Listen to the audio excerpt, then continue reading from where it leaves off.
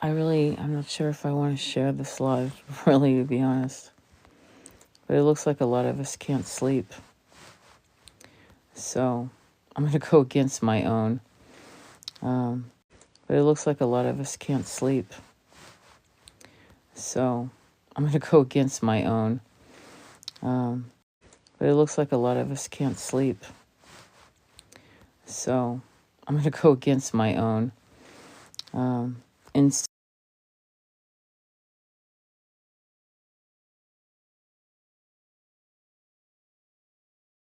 what I want to do is talk about the fact that I'm watching a lot of people have more loyalty over political parties than their own families.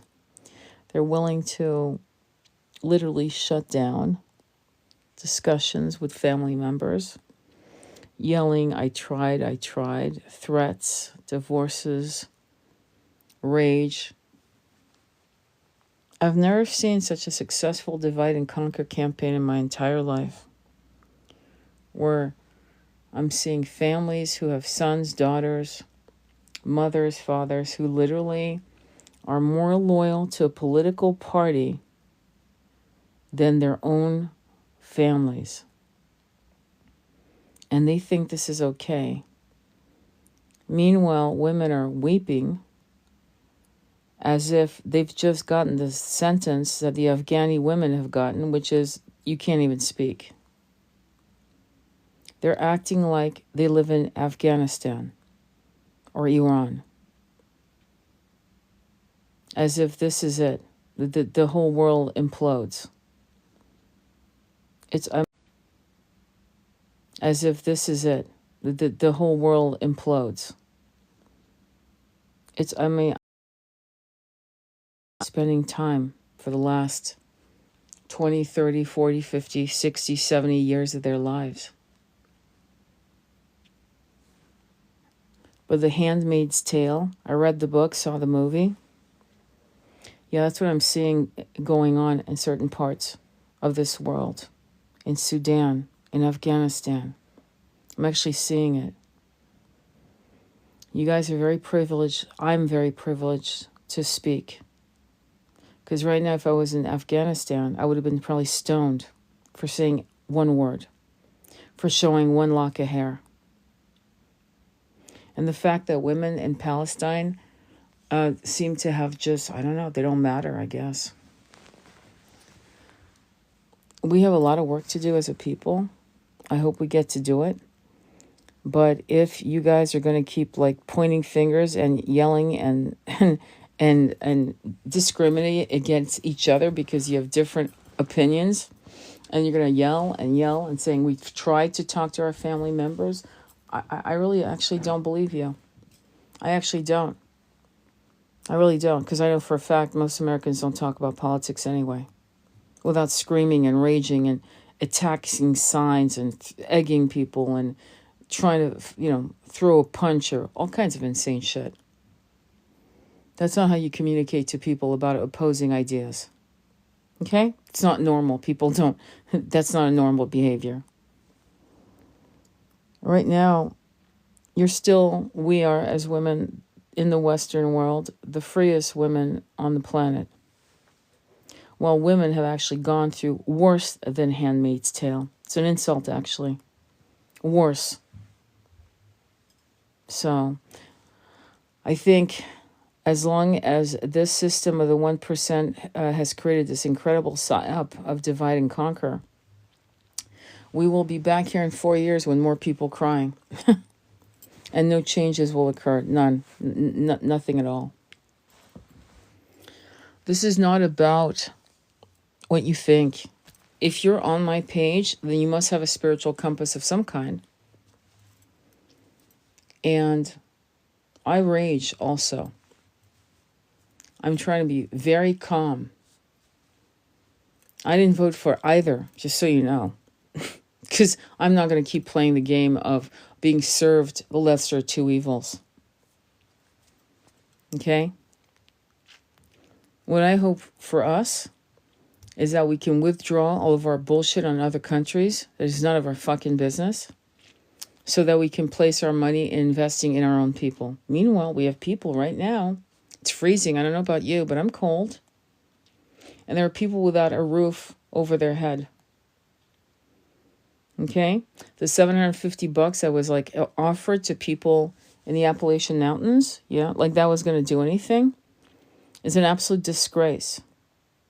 You don't treat people like shit and expect them to come back for more shit.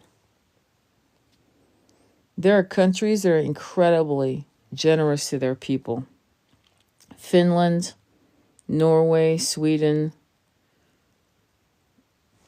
France used to be incredible. It's somewhat not. Portugal. Fuck, the British have a better healthcare system than we do. I have a friend who's a medical doctor, and there was a woman that was in London that was Japanese, I believe, or Chinese. I forgot. I think she was Japanese, actually. And a poor young woman, was diagnosed with leukemia, all paid for by the British government for her care. Try doing that in this country. If Kennedy had been allowed to run on the ticket on his own with Tulsi Gabbard as the VP, which would have been exciting, would have been fantastic. But the 1% didn't want that to happen. That's quite obvious, because they were suing him left and right, suing him all over the fucking place. You need to really look deeper as to the system that we live under. I think we all do. Why was he sued? Because he was on the ticket as an independent. Okay? And he was being attacked by some really interesting forces that had him flying from one state to another, fighting for his rights to run. And that was prevented. My question is, who did it? Who was involved at the upper level? And why was it done? And by whom? I remember seeing an interview where he tried to reach out to Kamala first, and she didn't even want to talk to him. So, I think we're all being played. And the fact that you guys are actually choosing a party that doesn't give one fuck about you over your family, over your mother, your father. Hopefully you have somewhat good relationships with people. I have a friend / person that I work with.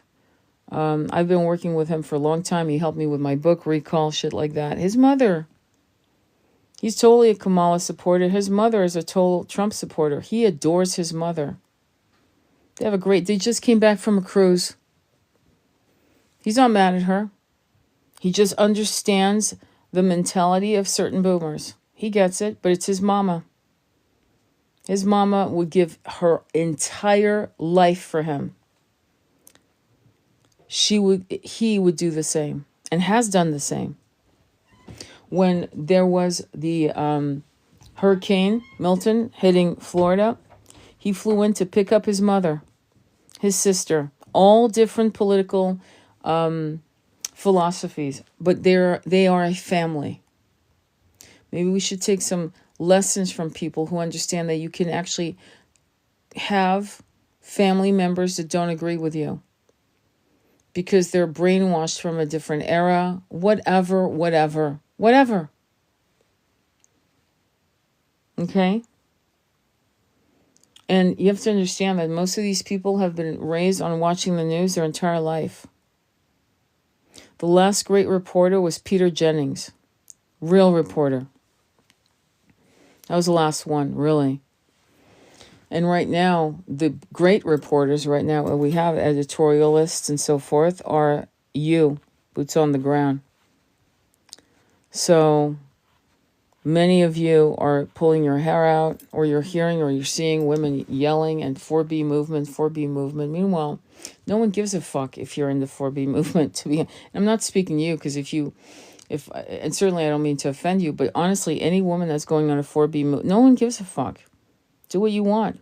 No one cares. It's the last of our worries about you deciding not to give up the kitty to anyone else. No one cares about your kitty. I don't. Most people don't. You're not harming anyone. No one cares. It might actually do you good. You might actually start reading books and really you'll spend a lot more time on yourself. It might be a great 4 years for you to grow up, grow spiritually, do some yoga, Learn how to stand on your head. I don't know. Whatever. Could be good. Could be a win-win for you. Celibacy is not a bad thing, my friend. Sometimes there's too much distraction anyway, too much competition with other women. So if many of you want to do the 4B, great, enjoy. It should be an amazing journey.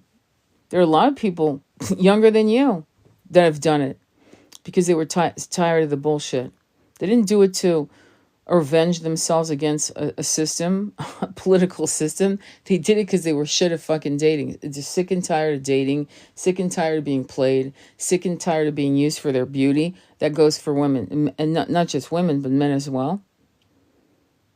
Men go on 4B movements too. Men decide, I don't want to play games. I want to be played. So I think it's going to be an interesting time.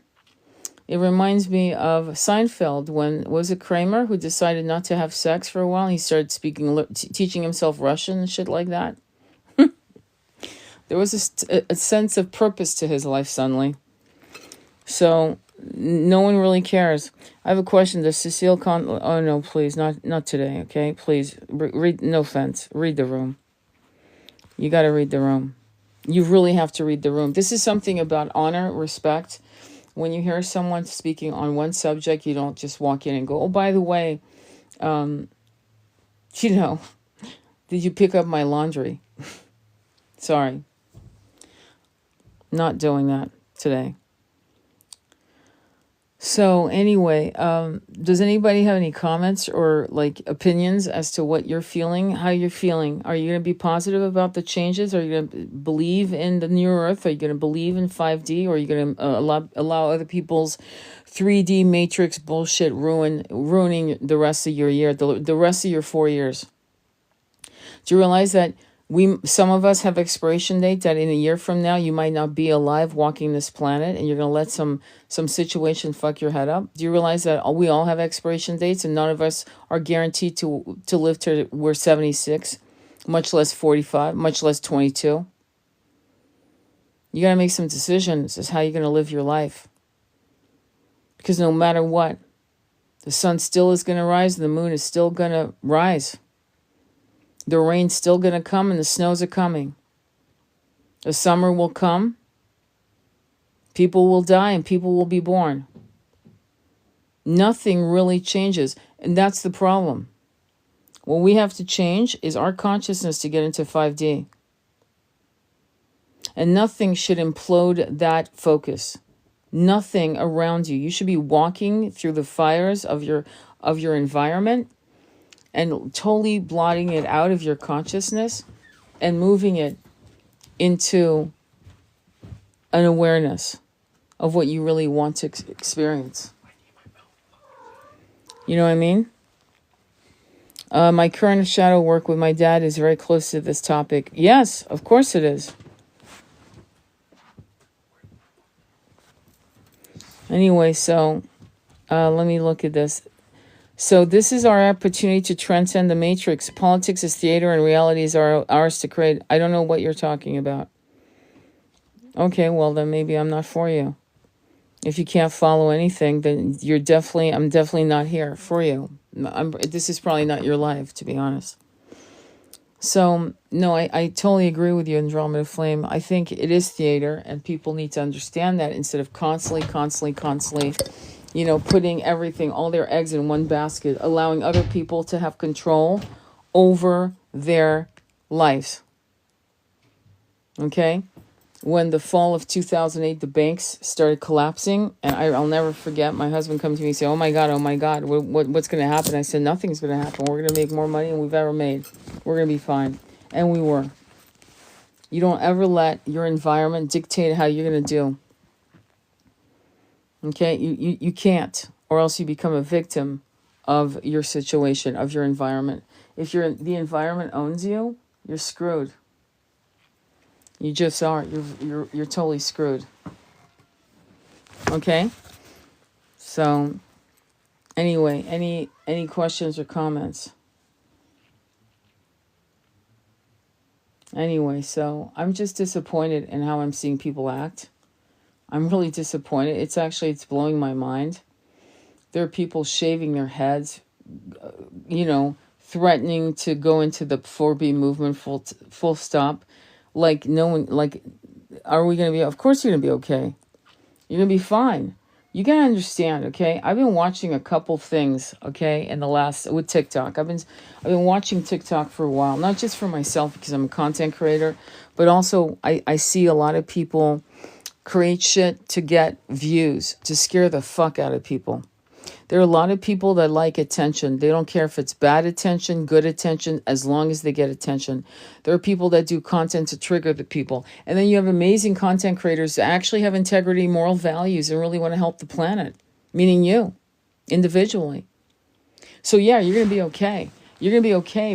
But what you have to understand is that what has been going on with the Me Too movement, which was really, really important, because it really put the radar on a lot of the abuse, okay, that many of us as women had suffered. And by the way, men, as we all know. And so all of these movements were fantastic. But this movement that you didn't get your way, I mean, I'm watching people literally screaming, like screaming in their car, like literally losing it. The fact that people are screaming over not getting their cookie. Do you know what's really crazy to me? I saw women screaming, shaving their heads for someone who didn't win. But I never saw those same women screaming and shaving their heads for the women that are no longer alive, that were pregnant or about to give birth to their babies, or holding their babies in handbags or plastic bags or rice bags in Palestine. I haven't seen one woman screaming at the top of her lungs, okay, for the 134 women that took their own lives rather than face the grape, since we have to use fucking fruits, of their bodies by mercenaries coming out of the United Arab Emirates. Okay, I didn't see any woman go just losing their shit for those women. See, I expect that behavior when you hear that the Afghanistani women went from being, covered, where they can't even show a lock of hair, to not allowing to talk outside, to not being allowed to talk, period. Have you ever tried not to talk for an hour? Imagine not talking for the rest of your life. I've seen no woman yell and scream and shave her head for that. That's disgraceful. Your priorities are whacked, my friends. That's disgraceful. Your priorities are whacked, my friends. Whacked. So you're going to be okay, my sweetheart. You're going to be fine. But you need to actually start reading books on Joe Dispenza, on energy work, on manifesting, on the holographic universe, Mind Power into the 21st Century by John Kehoe. Learning how fear is going to either bury you alive, or how being fearless and co-creating your reality with, your guides, your team, your light beings that surround you, and making shit happen. And then all of this shit will fall away. It will not be part of your daily reality. You will not be enchained by it. Yes, we are these voices about what's happening in Sudan, etc. This is a collective issue. That's called privilege. What? The yelling and screaming, that's called privilege? I love Dr. Joe Dispenza. Absolutely. Absolutely. Time to crack open those books, ladies. Time to manifest an earth where men and women are in union, meaning in union with thought, in union of heart, in honor. Not against each other. This 4B movement, that they've decided to take a massively toxic part of the world, Korea, and bring it to our shores instead of working shit out. It's self-segregation. I don't understand but you know what? I'm going to say fucking great. Fuck it. Why? Because at least now you guys can these women have decided to do that. Maybe they need to fucking break from dating. I mean, dating's a joke anyway. Okay? So it's going to be interesting to see the evolution of consciousness. But as long as women are raging against people like that, and men that, and raging, going out of their minds, like I was saying today, this morning, my son saw a guy get out of his car attacking a Jill Stein fucking, I mean, I'm not joking when I'm saying attacking the sign. Like it was a human being, like it was a boxing bag. Are you fucking kidding me? Is it too much pharma through the people's systems? Or are they taking too much shit? I don't know. I'm asking questions. Let me see this. I'm stuck on chapter 11 in Becoming Supernatural. I've read it 4 times. Congratulations, actually. That's an incredible... I'm not kidding. This is fantastic. And I say that because if you've read the book 4 times, you're brainwashing yourself out of the brainwashing, number 1. You're co-creating what you need to do for your incarnation, and you're not a victim of your environment. You're doing everything correct. I'm going to do a guided meditation on Dr. Joe Dispenza's website on the pineal gland. 4 times out. No, I've read chapter 11 4 times. Oh, no, that's fine. That's fantastic. Yeah, you're going again and again and again to really seed yourself with that understanding. I used to do that a lot with my twin. We used to read, like, we would listen to, like, for example, Practicing the Power of Now by Eckhart Tolle again and again and again. We would do favorite chapters, chapter 9, chapter 10, I'm just making it up. And this was very good. You reprogram yourself is what's happening. I want you to really, really have faith in yourselves, women. Ask yourself to have compassion for your mother if she is not with you on what you wanted to see in the White House. I want you to look at your father with compassion. They're doing the best they can, but for parents to threaten their adult children, for children to literally... I just saw a comment. It really broke my heart for the person. The person said, I always wanted a family, but they're against me. Unless your parents are harmful, narcissists, harming you, gaslighting you, triangulating you, they've molested you like the Menendez, right? Unless they're that kind of family, don't fucking, cut them out of your life because they didn't vote the way you wanted to. I'm so glad I came here. I'm so glad you came here too. Something told me it's like bloody almost 3 o'clock in the morning, but I can't sleep because I've been watching the comments. I'm watching people literally losing their shit. And you remember, some of you remember, War of the Worlds with Orson Welles, where people were losing their shit thinking it was real, that Martians really had landed. Honestly, the kind of behavior I'm seeing is insane. It's insane. Those are the kind of behaviors that should have happened when Roe versus Wade was overturned in the fucking first place. I never saw it. I'm seeing OAC tears in her eyes, like we just got conquered by another country.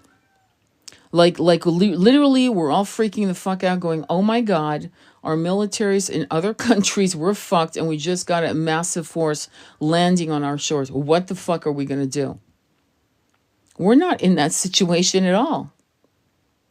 See, that's why the Europeans are interesting people. You got to study them. When they lose a race, when the wrong parties come into office, they don't really give a shit, really. You know why? At the end of the day, I mean, don't get me wrong, they give a shit, but they don't really give a shit. They go on with eating, having tea, taking walks in their vacation. They don't really give a shit too much, because the worst thing that can happen to them, because they have a memory of that, is being occupied by foreign countries. They've had 2 world wars on their soils. Italy, Spain, England, France. Switzerland was the only country that was never occupied. But if you look at the Europeans, we all have a history of being occupied. So for Europeans, the worst thing that could happen is occupation. Not who's going to be the president in the next 4 years. No one really gives a shit too much. It's an annoyance, but you move on. And we need to understand that, we need to have more faith in the process. We are going through, as Americans, through the growing pains that are necessary for this country to actually right the wrongs of how it began its life. all the sexism, the racism, all of that is now full frontal. Okay, it's a full frontal that we're dealing with as a people. And misogyny, clearly there. Pornography being a massive problem. I'm not into editing people's ability to speak. Okay? And we are needing to refine what hate speech looks like and sounds like.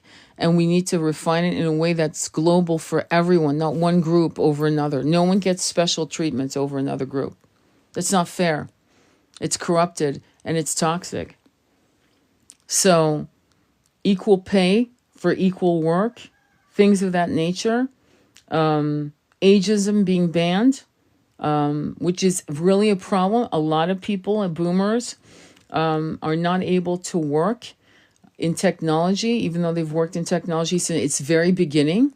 They were actually the programmers and the software creators and the hardware maintenance and setting up networks.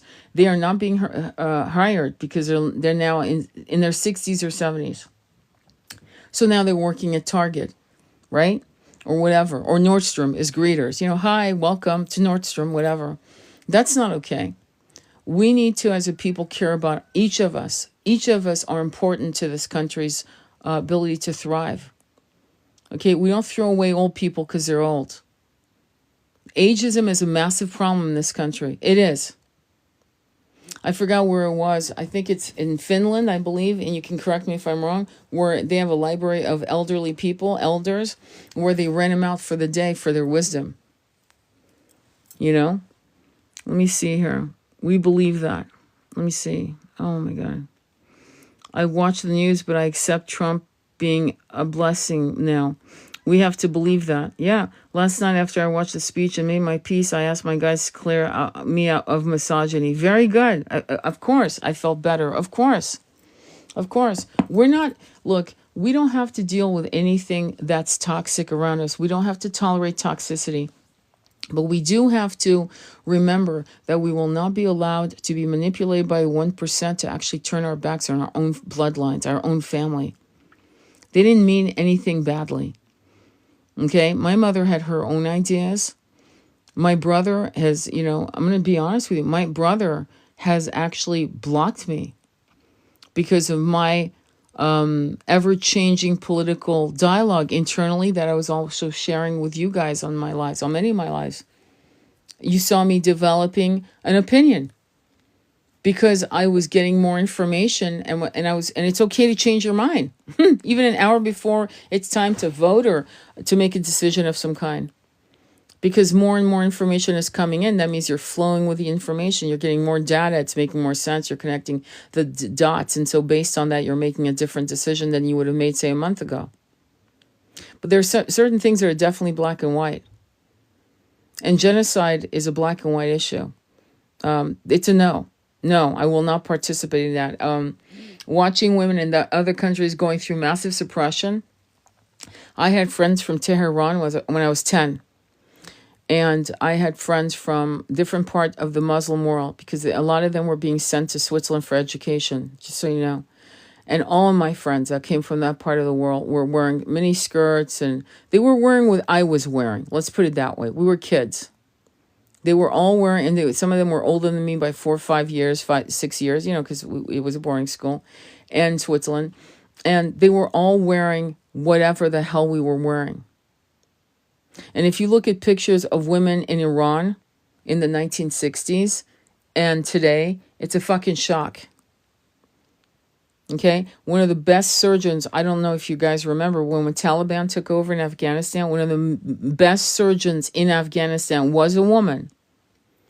And as soon as they walked in, she was forced to put her veils. And she said, I can't perform surgery. I can't see. They didn't give a fuck. I never found out what happened to her. That kind of incredible talent. To be muzzled like that, to be destroyed like that.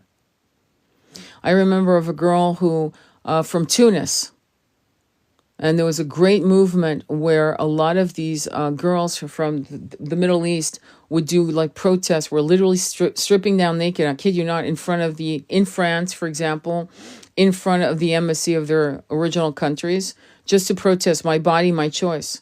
And one girl that was about 17 made the sad mistake on Facebook of putting across her bare chest, my body, my choice. Her family threw her into a insane asylum. Probably get some procedures, if you get my drift. So this was happening, let me think. Yeah, almost 20 years ago. And it's the worst I've ever seen. That should matter to all of us. If you're a woman, if you have a womb, we should care. We should give a damn. And they need our voices. So this screaming and yelling and cutting off your hair and losing your shit and threatening 4B, good. Okay, do 4B, enjoy. But while you do 4B, go ahead and focus all of your pain and start speaking out for the women that literally don't have a voice. Like quite literally do not have a voice. Let's talk for the women in India protesting after a doctor was found unalived after it looks like 19 men had their way. And this is just standard shit in India. We need to really focus our attention on them. Because when every woman on the planet is free, then we'll have no problems. We'll be a mighty force in numbers, number one. Number two, when we are able to do that, it will transform many masculines. And as it is right now, we have many divine masculines who are very much protectors and advocates for our freedom as women and our protection not to be violated. Okay? It's called chivalry. Protection, love, respect of the divine feminine. They're out there. Ari is one of them. Ari's constantly doing shit. Beautiful stuff about Palestine, about women. It's not about, and this is what I said, and unfortunately, yes, I've been saying this for a while, and I see so much dividing and so much heat on the internet. It breaks my heart. We must stand together. We must. Course correction is healthy. Absolutely. I have already felt ageism at 33, so low. Are you kidding me? That's crazy. Oh, okay. You mean hate. Yes. Well, hate is a wonderful tool against the 99% hate. It's been used for so long, and we have the reverberation from our past lives when we were incarnating in different roles, right? The problem is that hate, as long as we allow hate and rage and petulance and entitlement and all of these things that I've watched in the last, say, less than 24 hours? Yeah, but, less than 24 hours, 18 hours. I'm in shock.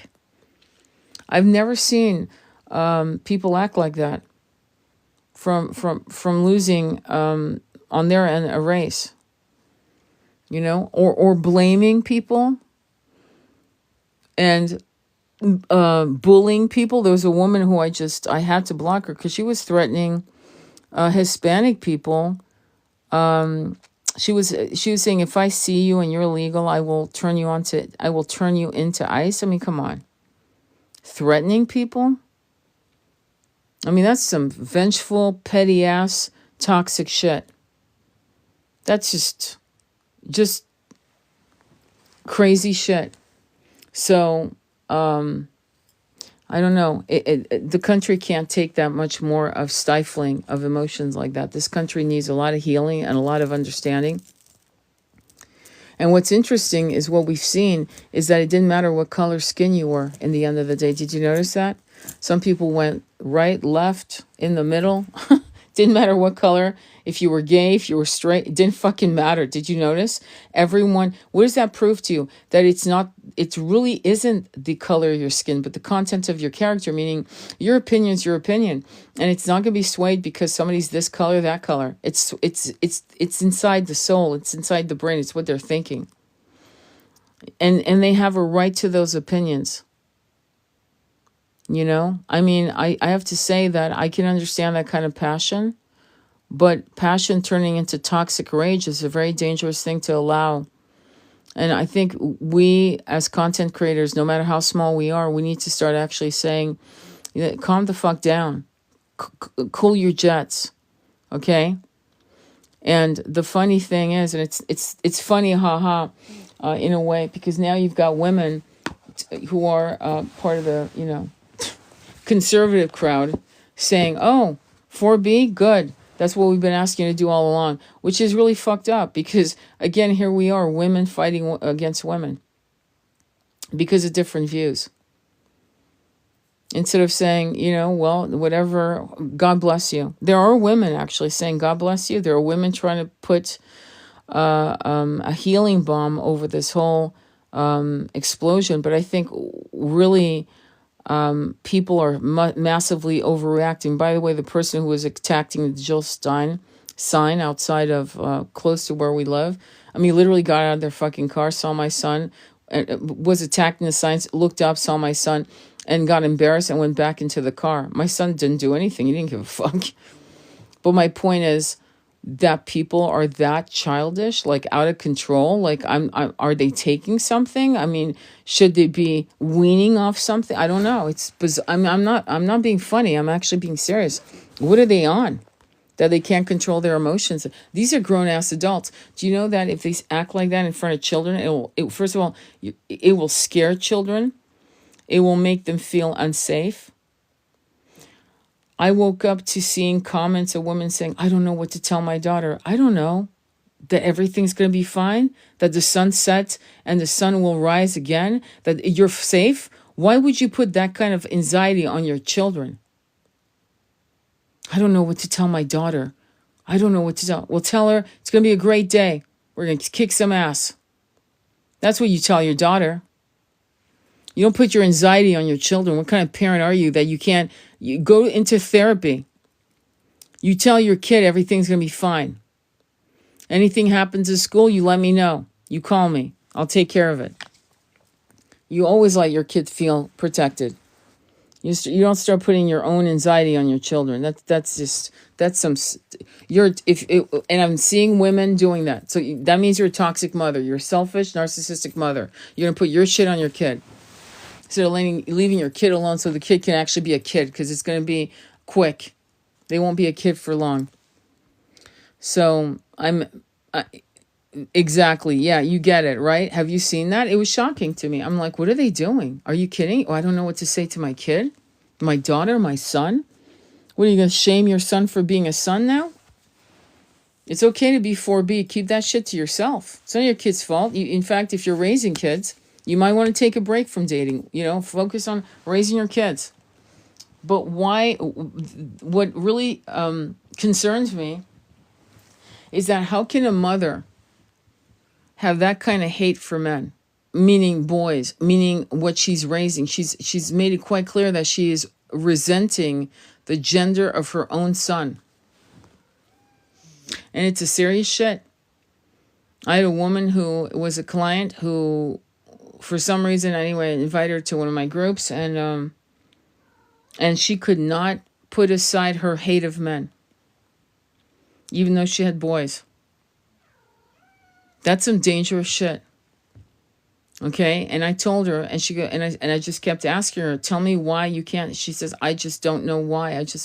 You realize you're raising boys, right? You realize you're raising fucking boys. So if you're already from the giddy up hate boys, hate men, then how in the hell are you going to raise good men?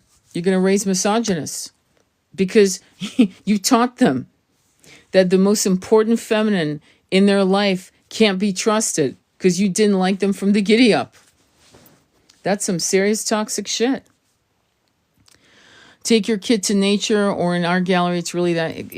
Yes, it is very that complicated. But you can't raise boys if you're an angry woman. You can't raise them into men. And the average woman is a single mother, so she hates men. Then how in the hell, like seriously, am I wrong? Do you think it's normal for a woman to hate men across the board and then have a son to raise? How is she going to raise her daughter? Is she going to raise her daughter to be afraid of all men? Believe me, there are horror stories. We know. Okay, we all know. I keep bringing up the Menendez brothers, not because They're the poster child of abuse. But here we have two men who were abused as children, which means those are two men. And for every two men that have been abused, there's probably 20 women who have been abused. Don't get me wrong. I get it. I understand. I'm not, under a rock living in ignorance. But I know also that there have been women that have abused their own daughters. I know that for a fact as well. You don't do the kind of work I do without meeting everybody, every kind of person, with every kind of trauma. So it's something we have to ask. So this sad, some of you are sad, some of you are not sad, some of you are celebrating, some of you are not. We really do need to bridge this chasm of the divide and conquer. Keep your children, keep your family close to you. Have a good Thanksgiving. Have a wonderful Christmas. Really love the people that are part of your family, because when they're gone, you're going to regret that you let a presidential race destroy the last bonds of family you have. If they're a good family, hopefully, they've got some faults and they've got some problems, but for the most part, do you have a good mother? Do you have a mother that loves you, that would do whatever for you?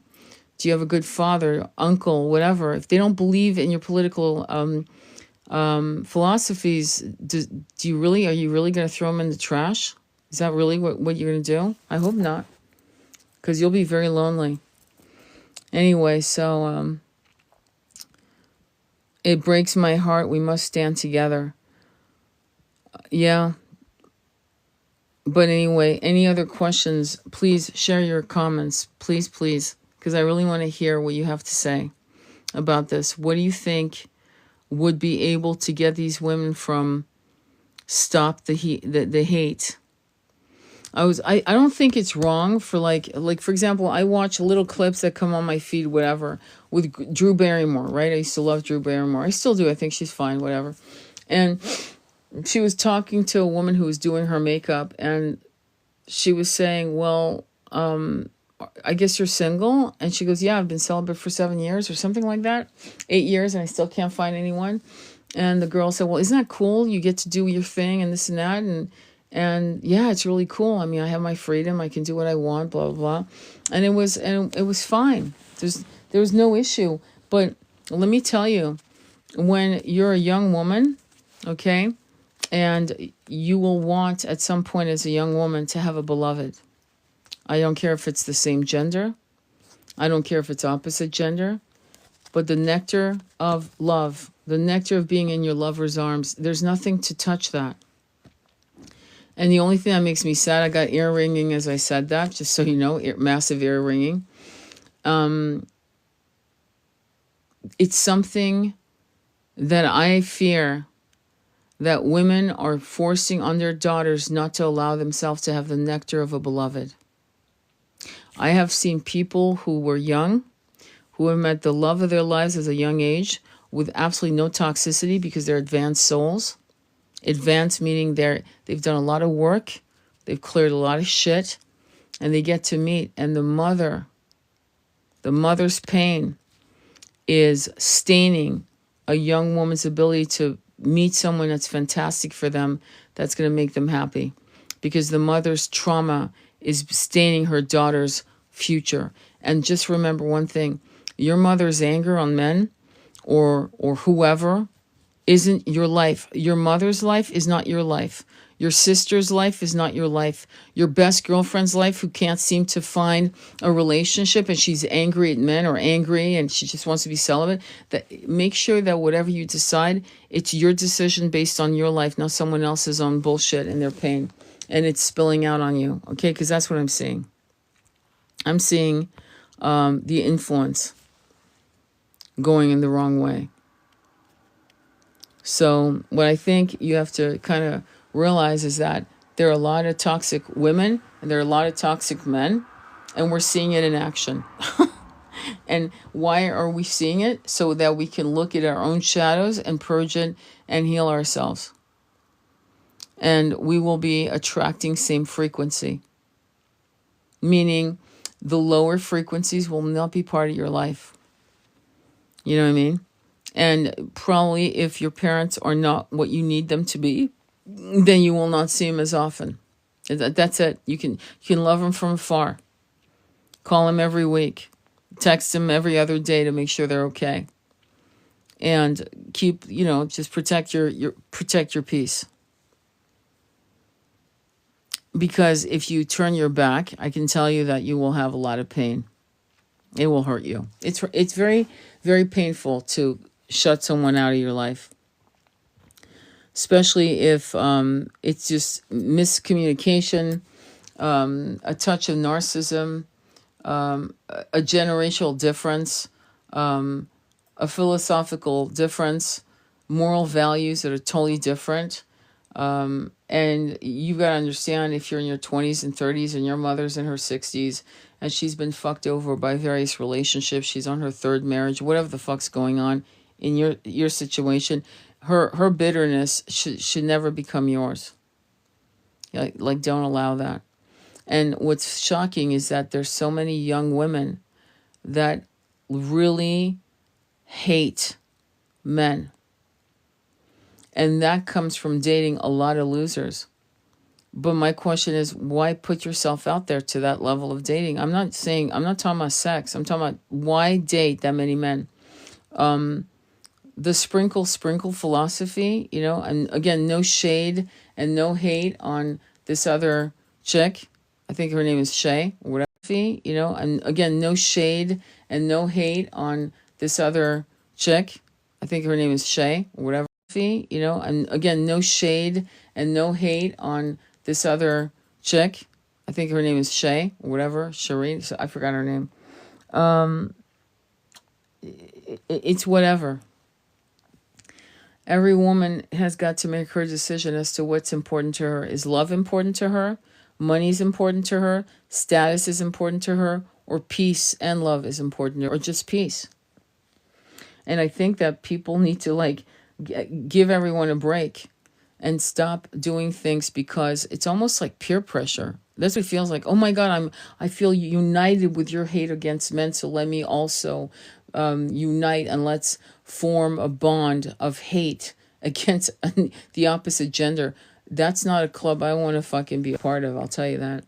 I'd rather be alone. Okay, let me look at this. This is very good. Cool picture. Thank you, Bobby. Last week, my dad's sister sent me a postcard from Wyoming because she saw an FB comment telling me I'm going to hell. It was about women's access to care. Exactly. You've got people who are using religion. There's a guy that's been doing a live all day long about how the Bible, and by the way, he has an African slave in chains on the back picture. TikTok did not flag it. And he's arguing the point all day long about how slavery is supported in the Bible. What does that mean? It means you will have people using the Bible, and we know this one, don't we? But not just the Bible, any holy scripture, to say that if you don't do X, Y, Z as a woman, right, you will go to hell. You're impure. You're below the person that believes in, and they'll say their God, like there's 6 different gods. I'm going to go a little woo-hoo on you for a minute. First of all, the many gods that were Anunnaki, there were many gods, but they were demigods, not real gods. But the one who actually created us all, there's only one. That's why I call one of 1,000 names, one who created it all. So there's this incredible arrogance, this entitlement, this arrogance that because you don't read this or that or the other, the Quran, the Torah, the Bible, that you are shit, and that you will go to hell. And that's just right there. You just lost my vote for you, because I'm not going to listen to you. Because anything that suppresses a people, in particular the feminine sex, is toxic as fuck. Period. And that's it. There's no argument here. And that's what we're dealing with. We're dealing with a rise of fascism through religion. Once again, it's not like we haven't done this one before. We've done it before. They used to burn us at the stakes, the Inquisition. I could go on and on and on. I'm not going to, though. That's okay, but we can't use actual words or Orwellian shit. So, Jessica, I get you. I mean, access to care should be, every woman should have access to care. But not just women, children should have access to care. The elderly, all of us should have access to care. And also with the obvious, to terminate a pregnancy. Okay? A lot of things that we're seeing is very Orwellian, Andromeda. So I 100% agree. And the sad part about it is that people are doubling down on their stance that you don't have a right to your body. You don't own your womb. It's owned. And the way they have let me I'm just going to put it straight out. When I gave birth to my son, the umbilical cord, my placenta was sold, right? You guys know that, right? It was sold. Instead of me getting a check for my placenta for 10, 20,000, whatever the fuck maybe half of what they sold it for. Let's put it that way. Do you understand what I'm saying? So they're taking parts. When we have our babies in the hospital, they're taking things that are ours, okay, and making a profit and then giving us a bill. That's some serious balls, if you ask me. Okay, so it goes beyond care. It's about us having the right to maybe put that money in a savings account for our kids' future. How's that? It's unbelievable to me that a family member feels this entitled. Well, I feel like a lot of these family members are...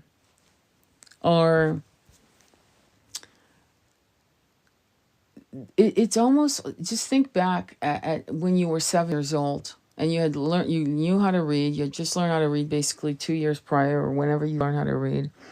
And then suddenly you were going more into math and your brain was opening up. And then you look back on it now at how your brain was functioning at 7, and you realize, holy shit, I'm the same person, but I'm not the same person. And so you have to kind of look at people like that who are entrenched in their belief, who think it's okay to attack, threaten, bully a woman. This comes from men. It comes from women who have a certain religious belief tied to a philosophy of oppressing other people through bullying them, through intimidation. They have never been taught, they were never raised correctly. It comes down to that. How were you raised? Who raised you? Were you 12? You don't know how to control yourself? It's like you got to ask that. And so for a family member to come out of the gates with an attack is kind of, and what it's not kind of toxic. It's fucking, it's there's something mentally wrong with them, to be honest. It's not even about boundaries. It's about there's something mentally wrong with you. Because no one normal would do that. No one intimidates another person. It doesn't matter what you're doing with your body. I don't care if you're a pole dancer, if you're going to the Mustang Ranch to sell yourself for 6 months, if you decide to terminate a pregnancy, if you decide to marry someone outside your race, if you decide to marry someone of same gender, it's not anybody's fucking business. Let me read this. Did you know you can bring your placenta home? Did you so they can sell it? I did so they can sell it. To be honest with you, when I had my baby, it was like 25 years ago.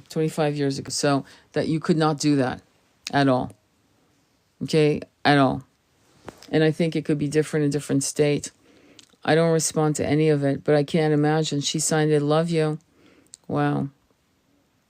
I can't imagine. That's a person I wouldn't fucking handle. I wouldn't have them in my life, personally. I'd be like, we're done.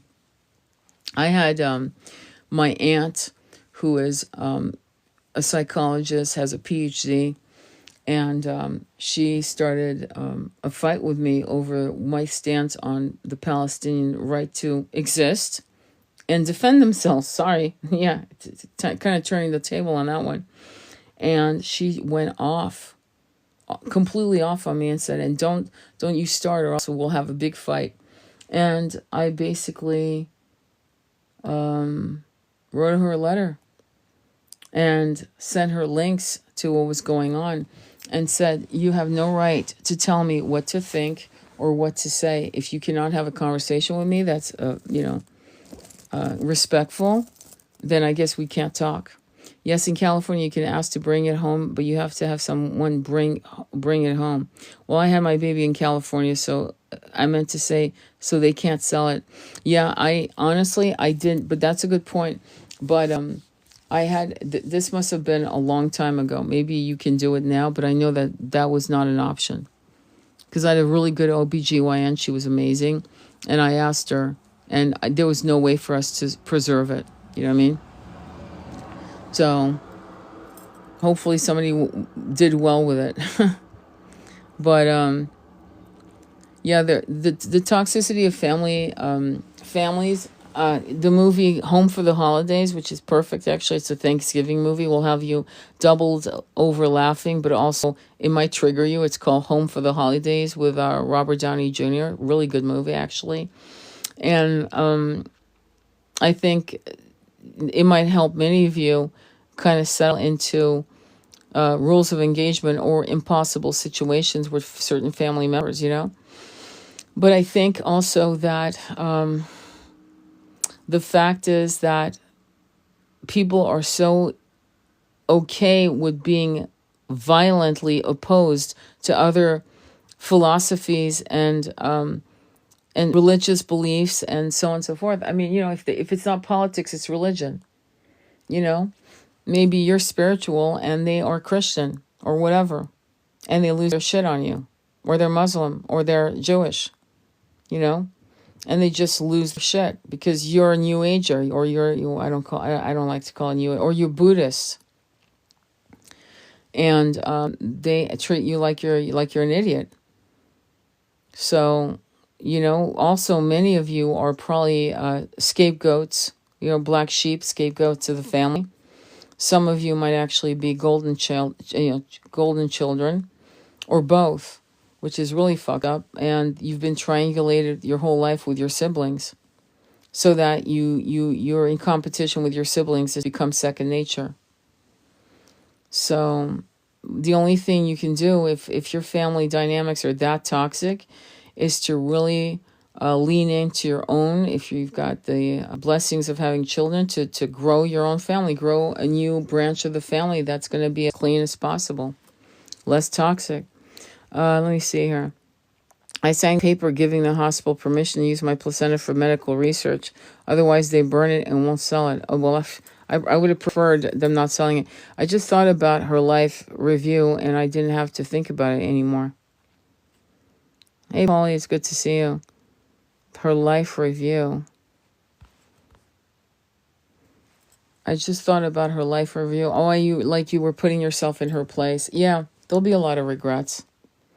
Yeah, if that gives you a solace, like gives you a sense of calmness, that she'll realize, that's not a bad trick, actually. It's a good way to kind of like calm your nervous system.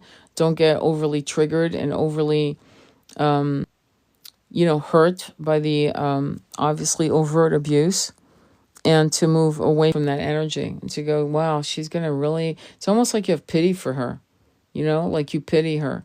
I don't think that's a bad idea to go through that, because it puts you it brings you back into your center, realizing that she doesn't know what she's doing. And it might be that she won't know until she's no longer in this body. That's a good point. It's a very good point. Meanwhile, I'm ashamed of Nancy Pelosi. I have never liked her. Don't get me wrong. Don't get me started. But Nancy Pelosi started her speech in the morning. Instead of saying, good morning, another day, the sun is rising, we're good, we're alive. She started her speech. This is the mark of a toxic leader. Well, it's not a good morning. Why do that? OAC, tears in her eyes like she just lost her mother in an abrupt car accident, freak accident. That's insane shit to me. That's insane shit. I don't think I've ever cried over any presidential race. None of them. But I have cried over seeing children being unalivened. Oh, yeah. I have cried over that. I have cried over women who were harmed, who were unsafe. I have cried over that. I cried over scenes of Vietnam. I've cried over scenes of reading articles about what the Taliban were doing to boys. I could tell you stories. I've cried over that, but not over an election. Not ever in my life. Not ever. Never. And this is a disgrace that we have what we call leaders making the kind of money that you dream of making, many of you, who don't know how to lead the consciousness of a people, who open their speech, well, it's not a good morning, instead of, it's a good morning. We got this. We're going to kick ass. It's another day, my friends. Let's do it. That's a leader. So, I think we need to do better as a people. We better start getting some real leaders. Real leadership is you're always positive no matter what you're dealing with. You always keep it together no matter what you're dealing with. Can you be angry? Absolutely. But then you come back into, especially if you're a leader, you can't be angry. If you're just in the trenches watching shit and you're losing your shit, I get it, but it's crying. You can be angry, explosive, but then you repair. You go back and you go, you know what? I was very emotional. Like, I'll give you an example. Yesterday morning, I was very emotional about women not giving a fuck about other women in other parts of the world. That had me very fucking angry. Because I thought, how can you be so entitled that you think your womb is more important than another woman's womb? Her right to have a baby safely, not being bombed, is not none of your concern. How can you do that? How can you be that selfish? And there are a lot of women that are selfish. Okay? In Pakistan, there was an amazing woman. I forgot her name, but she was a beautiful woman. And she was one of the first, I think she was, the first prime minister of Pakistan. First female. Beautiful woman. Smart as a whip. So when the right woman comes into power, right, comes into our sights, she will be revealed and she will win.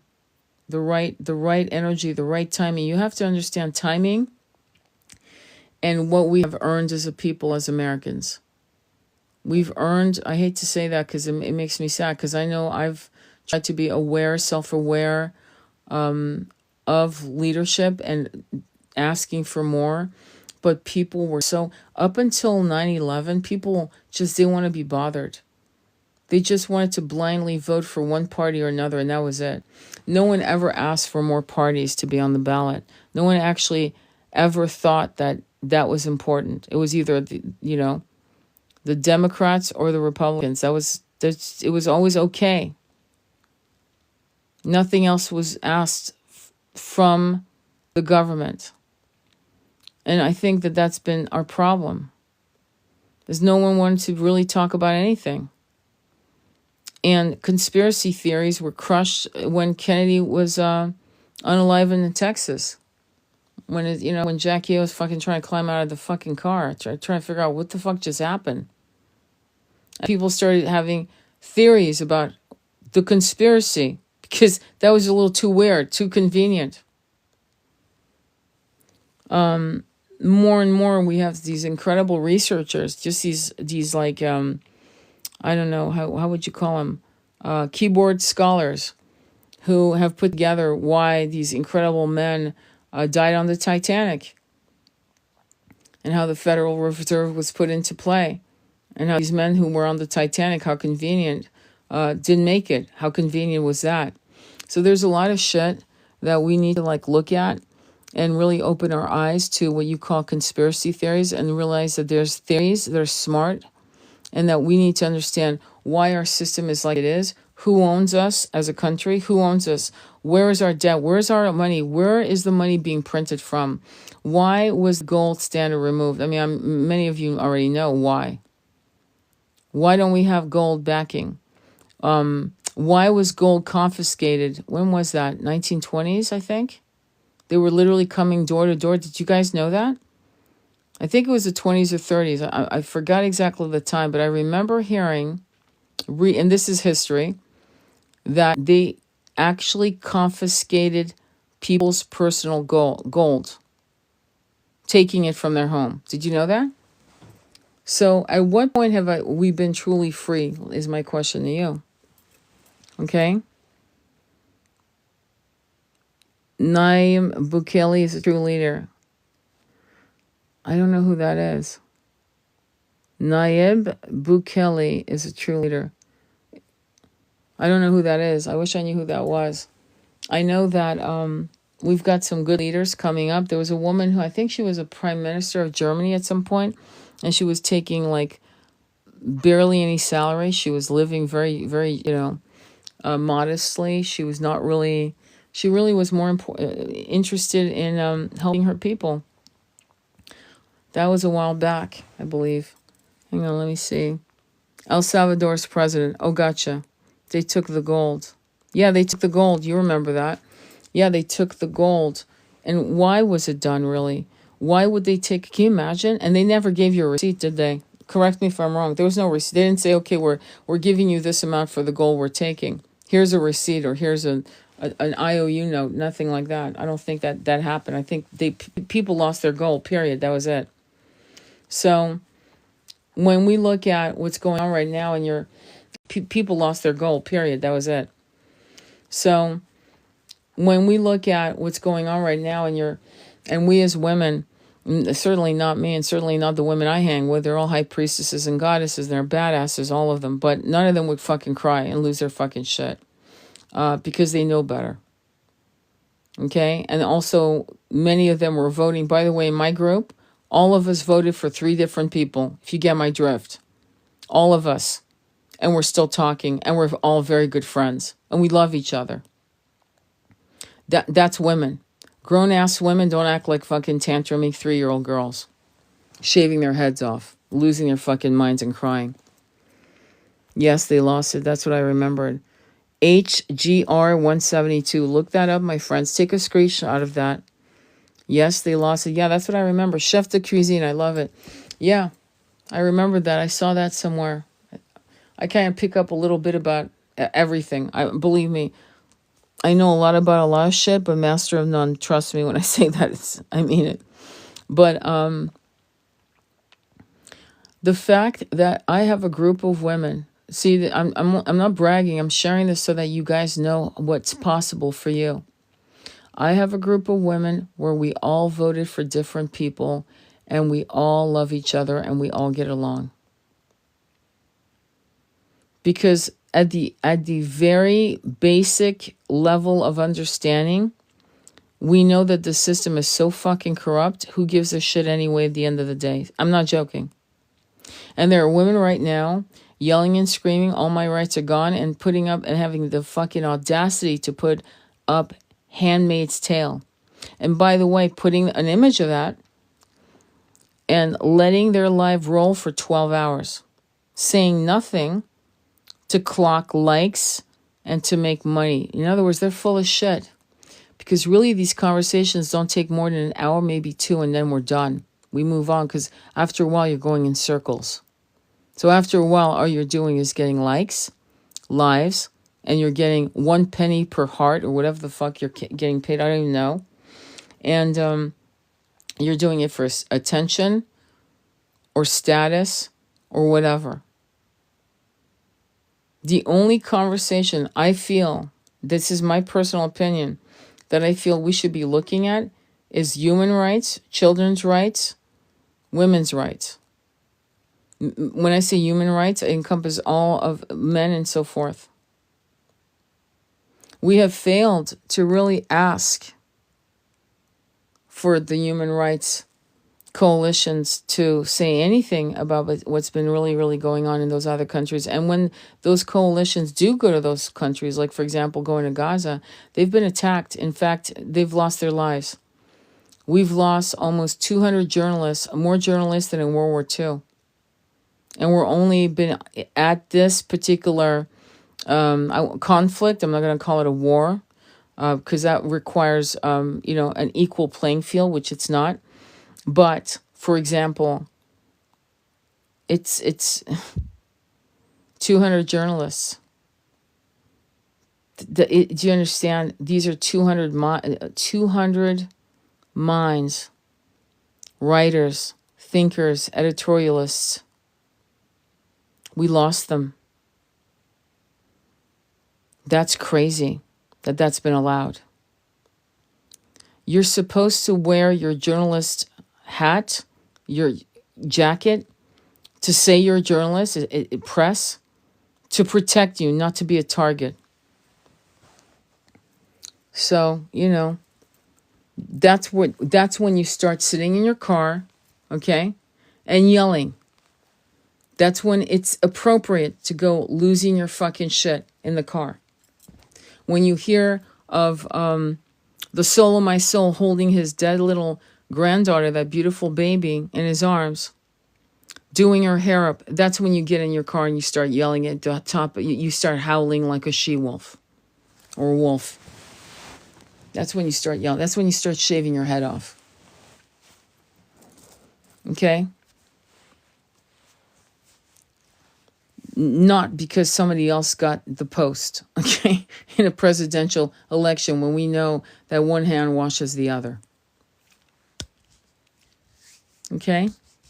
So we need to calm the fuck down and try to actually reach out to people. And if those people slap your hands away, then you've just gotten the sign that they're toxic beyond repair. And you move on.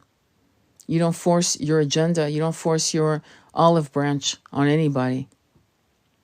It's a waste of time. But your mother and father, and grandparents, if they were good to you as children, I'm going to be honest, you better honor them, because they're doing the best they can. And you have to understand, they have been brainwashed from the giddy up. When they were born in the 1940s, 50s, 60s, they were brainwashed from the giddy up. They don't know anything else. In fact, to know more scares the shit out of them.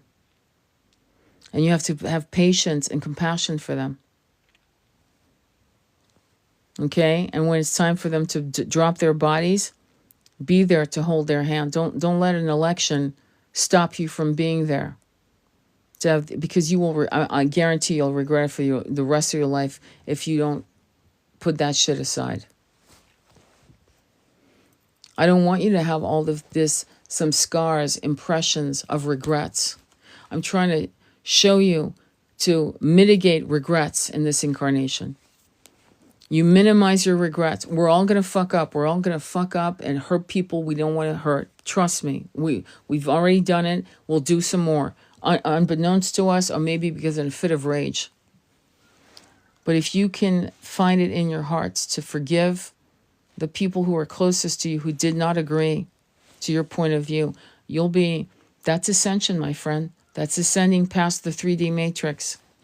If you let the 3D matrix get you enraged to levels of over the stupidest shit, because this is a stupid fucking reason to be that angry, then you're lost.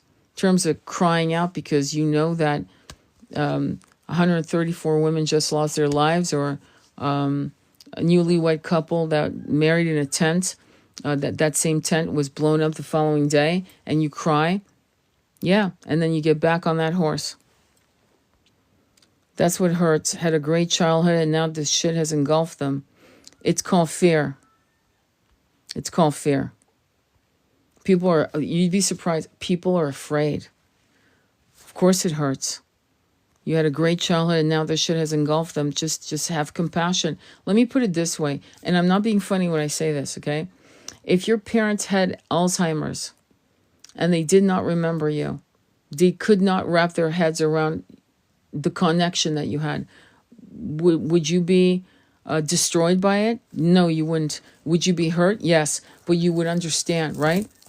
So think of it somewhat similarly, that on a spiritual basis of their philosophies based on fear and not knowing better, or not knowing, or not agreeing, maybe not even agreeing, okay? And you just giving them the compassion they need. That's what you probably need to do. Give them the compassion they need. And then move on. Just, just realize, Mom, I just don't want to talk about that. It's just going to fall into a fight, and I love you. Especially if you had a good childhood. Just keep it together. Just like redirect the conversation. All right? And that's it. And honor your connection with your family, because for you to allow these systems, first it was COVID, then it was the lockdown, then it was wearing masks. I shared earlier in my life that my mother wanted me to wear a mask, and then she wanted me to get the jab, and then all this shit, and I had to just say, no, no, no, no, not doing it, not at all. My dad gets mad when I avoid the subject. Well, I mean, tell him, look, don't bully me, Dad. I love you, but you're not going to convince me, okay? And I'm not going to convince you. So let's agree to disagree with civility, with respect. I'm going to be honest. Sorry, I don't want to offend a lot of you men, and I don't want to offend a lot of you women, but you guys are going to have to really realize that you can't enforce your opinion on someone else. And if you follow them from room to room and you won't quit because you want to be right, there's something emotionally wrong with you, and you need to heal that shit. If somebody says, I don't want to talk about it, and without anger, just saying, look, Dad, I love you more than I love this subject. See, you mean more to me than to fucking have a fight over something this is stupid. This could actually destroy my relationship with you, and my relationship with you is more important than people who don't even know we're alive. It's like, it's insane to me. You believe that? There are people fighting, losing, walking away from their marriage for people, two parties, or three, however you did it, or you see it, who will never know you exist. Make that make sense. Seriously. And you want to push the issue, Daddy, because what do you want to win? What are you going to win? Are you going to win $100,000? Are you going to win your self-respect back? Maybe you should look at your shadows. Maybe go boxing. Maybe go running up a hill, do some sprints. Get it out of yourself. Learn how to control yourself. If you can't control yourself, others will. That means that you can be triggered by any outside force. If you're owned by the outside force, my friend, you no longer own you. And the way you approach life is controlled by others. That means you become now a puppet to the master puppeteer. There's a point where you don't want to convince people. Do I get angry sometimes? Fuck yeah. I'll have an idiot on my live and I'll go, yeah, done, blocked. Done. I'm not here to convince you of anything. But when it's family, you need to actually talk to them like you're the adult. Don't try to allow yourself to be diminished because parents are good at that. I know because I'm a parent. And I know because I was parented, and they're very good at bringing you down or trying to talk to you like you're 12. And I remember my first 20 years with my mother as a young woman was me training her, because I had to. I'm not 12. Don't talk to me like that. And I had to do that respectfully. But I did it. That's when you start bridging boundaries with in fact, that's one of the things I do. My son and I have to, we've been working on. He's no longer 12. He's a grown-ass man. And that's how you talk. And that's how you need your parents to talk to you. You're a grown-ass woman. You don't need to be talked to like you're 12. And that's going to be, you're a grown-ass woman. You don't need to be talked to like you're 12. And that's going to be important. Yes, I'm 49 now, for crying out loud. Exactly. So you don't need to be spoken to like you're fucking, a child. And so there's a bridge that you have to cross. It's a very interesting bridge. Very few parents know how to do it, but I saw what was happening with me, so I made sure, and I'm working on it. It's weird because it's fucked up. And I'll tell you a story that's really cool that'll really illustrate this. It's perfect actually. They're telling me to share that, but I had to. From the time I was 30, once I stopped accepting the behavior from my mother, for example, from the age of 30 until I was into my I had to put my foot down, okay? And say, don't talk to me like a little girl. I'm not a little girl. I had to do that with my aunt recently. Well, you don't know me. I'm like, wait, hang on. Who do you think you're talking to? I'm not 12. That's my line, actually. I'm not 12. Let me tell you this story. This will blow your mind. So I did an Akashic reading for a client about a year and a half ago, okay? And this was, well, I mean, it was a reading, but I'm going to say it's an Akashic reading because in this case, that's where it came from. It was a download from the Akashic records. Anyway, long story short, this woman had her child very, very, very young. She must have been, I'm going to make it up because I don't remember. I think she was like 16. And she gave up her daughter for adoption. It was an open adoption. And finally, here's now the woman's like 40, okay, 41, 42, and now her daughter's 19. And because it's an open adoption, they meet. And the download I got for them, because I did a reading for both of them separately, is I called the mother and I said, I have the answers as to why this was necessary. She goes, why? I go, because you guys were the oracles, you were part of the oracles of Delphi in Greece. You were a high priestess. Your daughter was going to be trained. She wasn't your daughter. She was somebody who you were mentoring. And she was a high priestess also under your care, your training. And so in this incarnation, for you to continue the mentorship, the spiritual contract that you had, you could not be diapering her, taking her to kindergarten, teaching her how to, eat and dress and read to her and birthday parties and Christmas Day and shit like that. None of that could happen because the separation, you gave birth to her, you let her go. She came back to you at 19 so you could come from a place of mentoring her as an equal high priestess, not daughter. The daughter mother dynamics, all the shit show that goes with it, you were able to skip it so you could get right to the good stuff. And it blew her away. And it made absolute sense because that was exactly what their relationship was. It was on equal footing of two grown-ass women, except one of those women had come out of her womb. But all the dynamics of mother-daughter was not in that dynamic. It was not part of them, their relationship. Pretty interesting, isn't it? So we have to make a big effort, a big, big effort in bridging the gap between when we were children for our parents and how we actually transmute and transfer the energy into adult child, meaning you're an adult. And that means the parent has to let go and stop treating you like you're 12. And that means there's respectful tones. There's not demeaning tones. You'll notice, and depending on the kind of parent you'll have, that they might talk to you while you're in the supermarket getting things for Thanksgiving, like you're fucking an idiot 16-year-old kid. In that tone of voice. And that's something that's not to be accepted. You're going to have to train, just like they trained you and educated you and guided you to act a certain way, sit at the table and eat a certain way with your knife and fork. Now you have to train them on how to treat you as a grown-ass person in your own right. And you deserve the same amount of respect they expect from you. Okay? And it's very difficult, but it's well worth the effort of doing that.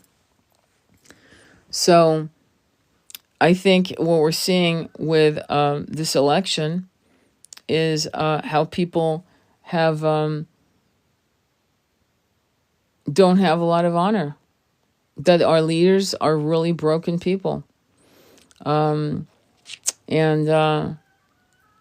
when people fight for you and you don't have the honor to give a speech to say thank you all for being there. You've been my rock. You were supporting me. We lost, but It's all good that it took a whole damn near 24 hours for her to do that. That shows a lack of, I'm sorry, I don't care who you voted for. That's not okay. And if any leader who lost did that, it's not okay for people who are leaders who are opening their statements crying. That's not a good leader. That's a person that has absolutely fucking no control over themselves. When there's an earthquake, okay, you can't fucking be crying. This is where stoicism is important. I'm not a big fan of stoicism unless the shit's hitting the fan. That's when women, children, men have to be stoic. That means you do not lose your shit. You keep it together, because now you have to lead people into a very positive consciousness, because the opposing end of that is so negative and toxic that is not good for the collective. It's not. Okay? Any questions or comments that you want to add? Any questions or comments? Does that make sense? Right? So we need to expect more from our leadership. We need people to act like they're leading. Because if they can't act as leaders with all the money they're getting, because they're making a shitload of money, trust me, and I think you know this as well as I, they're getting paid all the big bucks to lead. And if they're not doing it, then thank you. Then we're not doing well. You know, we're not doing, thank you for the gift. I appreciate it. We got to do better. All right? You know, we're not doing, thank you for the gift. I appreciate it. We got to do better. All right? So what you have to do, since we don't have, I mean, let's be honest, we really don't have that many good leaders at all. Let's be honest. We have a lot of thinkers, a lot of people who are looking and digging for real information, real data, real things that are going to help us. The glass is half full. Why? Well, because we have a man, okay, Kennedy, who wants to get us back into being healthy and not having shit in our food. Imagine that. Imagine. If that's the only, you have to find what is positive in any situation. Okay? And for people to call this like the Third Reich is insane shit to me. That's insane shit. That's actually very toxic thinking. It's negative thinking. It will spiral you into massive depression, into feeling powerless, into going to a place of despair. And you will actually co-create with the universe, your reality. See, you can't be a spiritualist and think you're a victim of outside environments. Don't compare our situation in this country with Sudan, Congo, Afghanistan, and Gaza. None of us are living that reality. Let's be honest. Right now, if I want to fucking get in my car, it's about 3:30 in the morning, I can get in my fucking car and not worry about anything falling on my head. Let's be honest. No one's going to stop me with pew-pews and stop me at a checkpoint. No one's going to drag me out of my car and harm me. No one. Okay? So we need to remember that. Because these women out there and men are acting like we live in a third world country that is governed by a civil war. And people keep saying, it's going to be that, it's going to be that, it's going to be that. It's like, stop. You're creating an egregore. Right? We need to stop that. All right. Any questions or comments? Let me see. What are your comments on that? What are your feelings about that? What are your feelings? Andromeda, do you want to speak? Or are you feeling, because I know do you have the energy?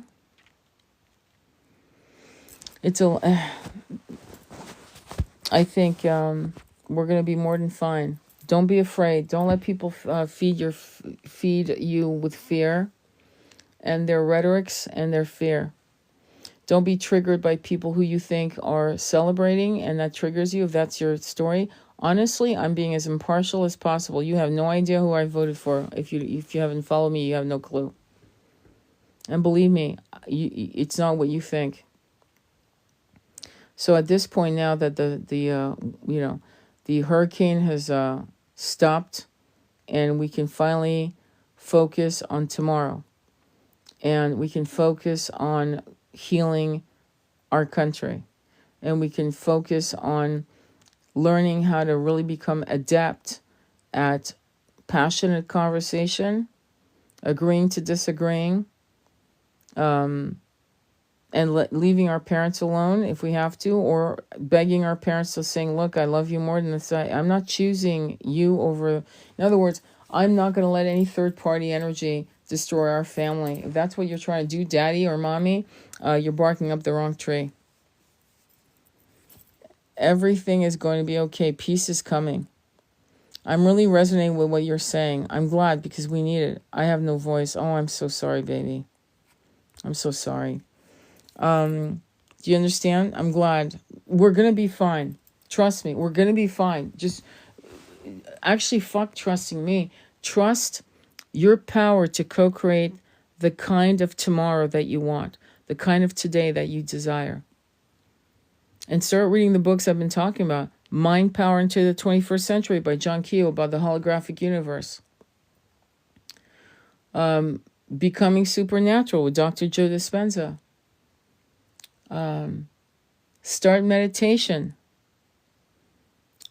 You can tell that these women losing their shit. I mean, I saw this chick just literally, I saw a man, I saw a chick yelling at the highest top of their lungs as if they had just seen a baby blown up.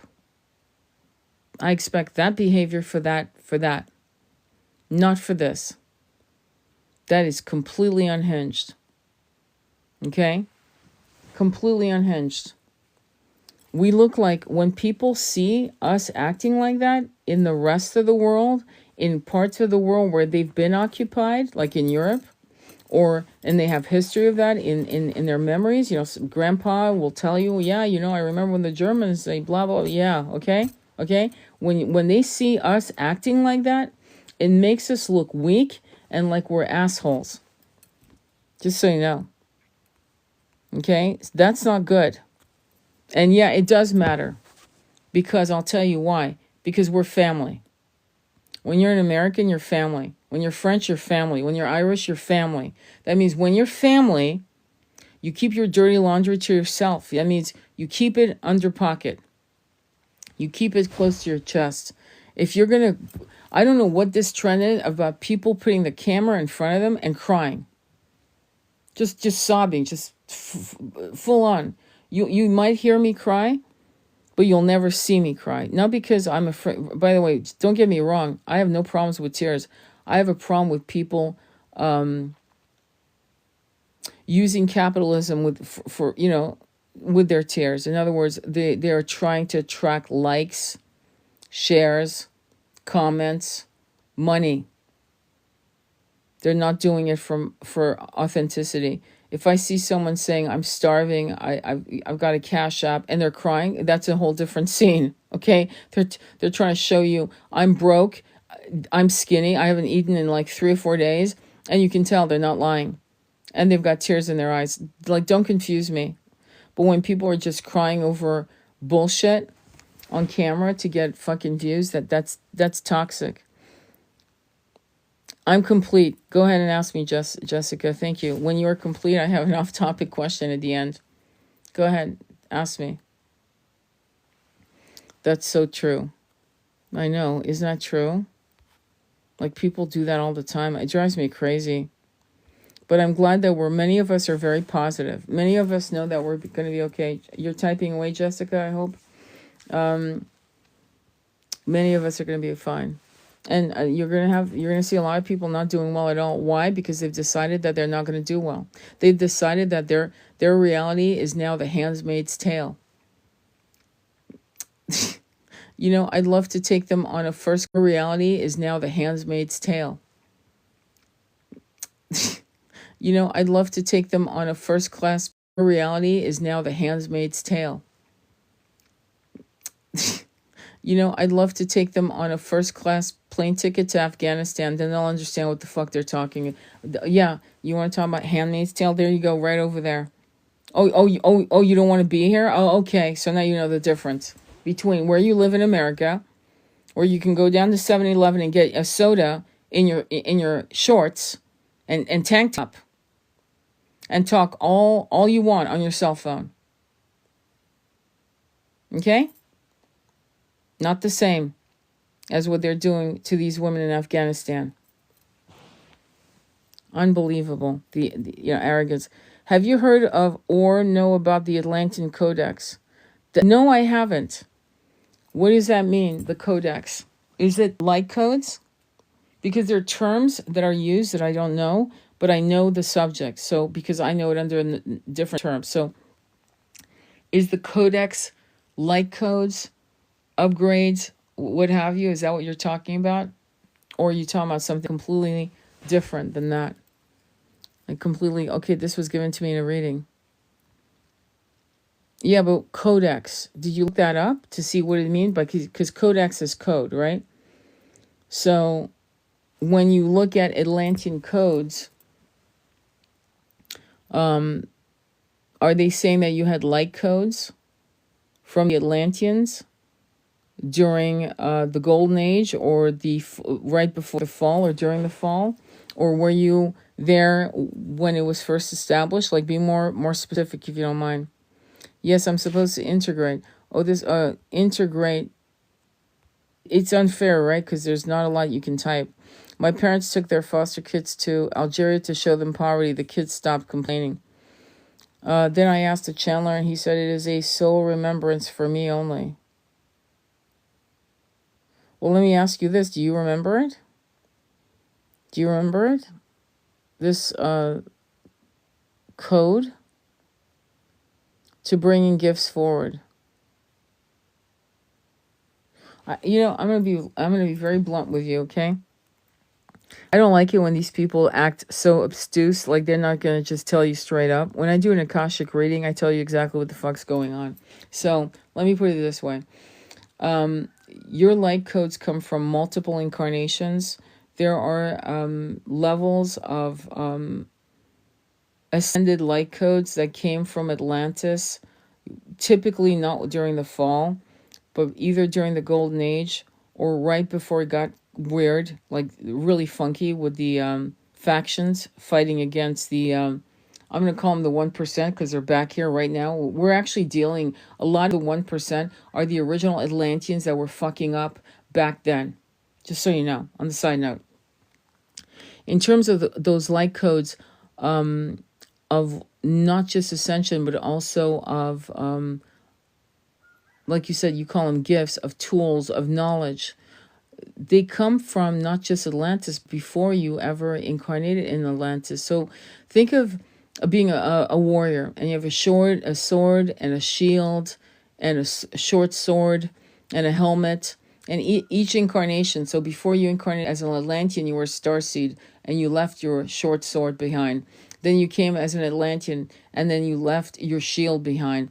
And then you came into an incarnation after Atlantean fell, and you left your helmet behind.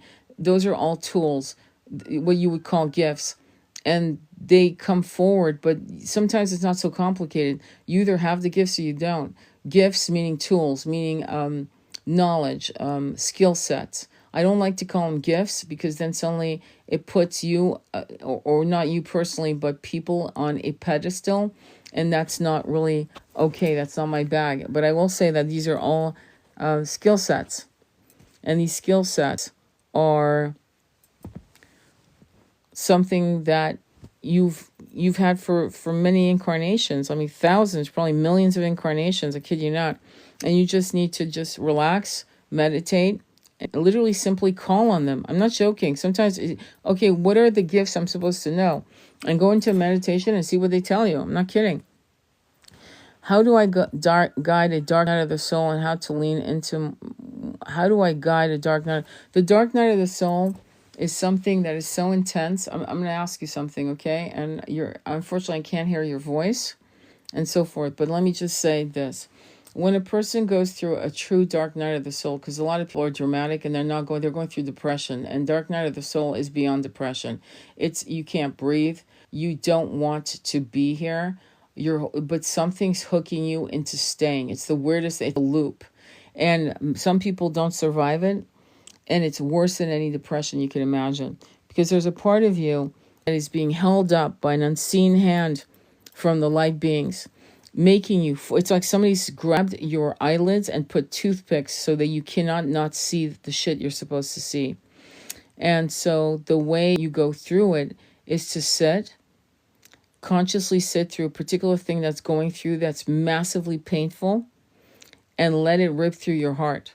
And this is instructions not by me so much, though, I've done it many times before I ever read it, but I'm going to give credit anyway to Michael Singer, who wrote in The Untethered Soul. So you would actually lean into the pain, and you would let it just totally rip you asunder. And it's almost like you're being ripped and then reformed right back. It doesn't last too long, this ripping. And there's a graduation. I would call it baptism by fire. For real. It's an inoculation of the soul. And that kind of pain will never take you out ever again. Not that kind. Other pains will come. Trust me. Other things will come up that have not been resolved. But whatever you're dealing with in the particular junction, not that kind. Other pains will come. Trust me. Other things will come up that have not been resolved. But whatever you're dealing with in the particular juncture of your dark night of the soul, if you let it rip through you, and you just do not avoid it, don't distract, like literally give it sacred space by sitting and watching it. Sometimes you're not watching it with mortal eyes, you're watching it through the internal landscape of what it's doing to you. And you might even literally hug yourself and rock back and forth into it and howl or whatever. And that's it. You're done. I hope that makes sense. But that's how you work through it. So that's going to be the best way. Okay, great book. Yes, A Dark Night of the Soul tears you apart and you get through it by surrendering. Yeah. So, you know what I'm saying? It's in a way, and I know this is difficult to even digest right now. If you're going through the Dark Night of the Soul, let me say that eventually you'll look back on it and you'll realize what a gift. It was a very troubled gift. Don't get me wrong, but it was a gift. It's very similar to women and men having cancer. And they're like, it's the best thing that, it changed my life. It's the best thing that ever happened to me. You'll hear people say that. I mean, not often, okay? But it does happen that you'll hear that. And they'll say, changed my life. It radicalized everything. And so Dark Night of the Soul is a cancer of the soul, in a way. It's a massive pain that needs to be, purged, transformed, transmuted. So hopefully that made sense. And when I think about the possibility, of our ability, specifically women, for us to, as women, really support each other, okay, more now than ever before, and to lean into our masculine brothers. I know some of you have wonderful men in your lives. I know you do. If you don't, okay, raise your hand. I'm not joking. Say, I don't. If you do, raise your hand that you do, because if we have a nice little group tonight. So if you do have a wonderful masculine energy, I don't care if it's your brother, a best friend, a cousin, a lover, please share now.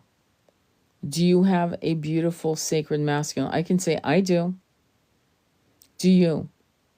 Because I need you. Like, type it in, please. Type it in. If you don't be embarrassed, okay? But share so we can circle you and surround you and give you healing light, okay? I understand it's been a journey, but it's been painfully explorative. Thank you for the knowledge. Absolutely. I do. Type what? Do you have a sacred masculine in your life? Do you have one? If you don't, write I don't. If you do, write I do. Jennifer has one. I have one. What is a sacred masculine? It's a man that is working through their shadows. It's a man that's going through or has gone through the dark night of the soul and continues his journey of healing and self-exploration. Overabundance lately. Yes, I hear you. That's very good, Jessica. Good for you. No, I don't. Okay. So if you don't, okay, It's not so much your fault. Hang on, let me read that. I do, mixed bag, but definitely I have some beautiful masculine in my life. Good. I don't. Okay, let me look at. So we've got a kind of an even number. I'd say half and half so far of who's answered, like 3 who say yes and 3 who say no. Okay, so let's talk about why you don't, okay? Now I'm going to give you a past life hypnotherapy session. Just hear me out, just listen. This is going to be I hope it's helpful to you. So I had a client who came to me for her hypnotherapy session who said, I have a lot of trouble with men. All the men I meet are shit. And I believed her because I know that's a reality, for real. No one's denying that it's not possible. It fucking is definitely more than possible. It's actually more normal than not. So anyway, we went into a past life hypnotherapy. In the first past life that she had, she was like a 12, 13-year-old girl in Scotland. And her dad, I ascertained, it was the 1800s, 1840, something like that. And her dad must have been a sailor, where he sailed far. And she was so excited because he was coming over. And he loved her. No misogyny. Loved that little girl. Treated her like a little princess. Nothing crazy. Just loved her. And brought her little tokens of gifts. And we never got to see what happened with her life. But she was very happy. Her mother did not like her dad. Her mother barely tolerated her as her daughter. Her mother had wanted to have a life of wealth, and she had married a sailor in the 1840s. Next life, it blew her mind. She was looking down at boots, a broken wagon wheel, 1880 France. She was a very big, burly man, married to a petite French blonde woman, very pretty woman, and she was speaking to me in awe. My God, I'm a man. My God, my wife is pretty. Shit like that, right? And we got to see the whole expansiveness of her life as a man, including the last scene when she was on her deathbed and her daughter and her wife were there to attend to her. She died as a man. When she came out of the hypnotherapy session, the first question I asked was, what was the most important lesson? What was your takeaway? She said, I don't know. I said, okay, well, you've been telling me that you have problems meeting good men, but you realize that your father was a good man in the 1840s, where misogyny was fucking la rigueur, meaning that would have been a normal behavior to any man that you would expect from the 1840s. She goes, yeah, that's right. And I said, and you realize that in the 1880s, you were a good man? She goes, I was a good man. I go, yeah, you were a good man. So that shifted her perception. And I said, so what does that mean? That good men exist. That's right. Why? Because I was a good man. That's right. You were a good man. And why am I saying this to you? Because I want you to know that if your inner dialogue, again, this is not weird ass new age, it's your fault bullshit. It's called energy. If I believe I'm broke, I will be broke. If I believe I can only date married men, I will only date married men. Because my belief system co-creates with the universe what will become my reality. So for a while, it's a good idea to stay away from anything that's toxic. Like my mother's belief was that she couldn't trust any woman. Guess what? She never did meet a woman she could trust. Well, I mean, I wasn't a woman, I was her daughter, you know what I'm saying? But besides me. And so it's interesting how what you think is true becomes true. And there will be a point where you will have to be either a lone wolf or stop dating or stop literally like putting boundaries to people, in this case, masculines, because so far you're saying to me, when you say I have no divine masculines, that means you have toxic and broken masculines. That's what it means to me. And so at that point, it means that you cannot continue relationships with those kinds of masculines. For the universe to realize that you're no longer going to fucking tolerate that bullshit, that means that either you're going to give them books and talk to them and see if you can help them heal into their own awakening, or you're going to say, I can't take your shit anymore. You're very toxic. You're draining the shit out of me. And I'm always recommending books, okay? Here's 3 books. When you're ready, give me a call. When you've at least read one of these books, give me a call. We'll discuss it. Why? Because you want them to go through an ascension as well. That's why. Okay? Now, let me ask you this. Does that help any of you? Tutu and Janice and who else said no? And J-Hook, 33. J-Hook's 33. Does that help in any way? Do you understand what I'm saying? I'm saying it doesn't matter if it's a toxic man, no money, a fucked up job, the wrong apartment, the wrong landlord. If you believe that you can't find it, it will not find you. Does that make sense? Okay, so it's not about just men. It's about just fuck, whatever. It's about, I never have luck with cars. Guess what? You will never have luck. You will always get fucked over. You will buy a car who will break down within a week. So that's going to be important. But in the same breath, when you have a toxic job with a toxic boss, there's a point where you're going to have to just plug your nose in and jump off the cliff and go, fuck this. I'm not keeping this job. I'm giving them 2 weeks notice. I'm prepared that they're going to let me go on the spot because, that's the fuckery they do today. And I'm out. I'm fucking done. I'm not going to be talked to like that. I remember once I had a boss, masculine boss, who would mansplain me shit like that. And I remember he did the tone. And I turned around abruptly and said, who do you think you're talking to? I don't even let my father talk to me. And I loved my father. And I definitely don't owe you shit. You speak to me like that again and I'll fucking walk. And his ass shut up. So, but I knew that was going to continue. And sure enough, it did. So at some point you have to say, I'm out. I gotta go. It's sad. I have to, but I'm going to suffer because now I have to find another job or whatever. And I have to leave. It's not easy. But what's interesting is that if you start doing that and saying no to what you're being given, in other words, if the universe, you feel like the universe is breadcrumbing you shit, the minute you reject the breadcrumbs, the universe will shift and go, she's learned her lesson. She values herself. She's advocating for herself or himself. Okay, yeah, we're going to send her. She's going to have a good job now. She got it. You might even go to an interview and the person says, we don't micromanage here. And you look at the potential boss and you look and you feel the energy like going, oh, I'm fucked. They're going to, don't take the job. Why? Because you're being tested by the universe. You're being tested and you need to pass the test. So the next job, it'll be the right job or the right man or the right, whatever. Does that make sense? Okay, good. Thank you, sister. Right on. Okay. Thank you. Hey, Katie, it's good to see you. You're insomniac as well. I'm glad this helped, Janice and J-Hooks 33. That's really important to me, okay? Because I don't want you guys to be in the loop because we have some amazing men out there. Ari is a guy I follow. He's a passionate, fucking intense guy who has a page on Instagram. That's really his that's where he hangs. And you might actually know him.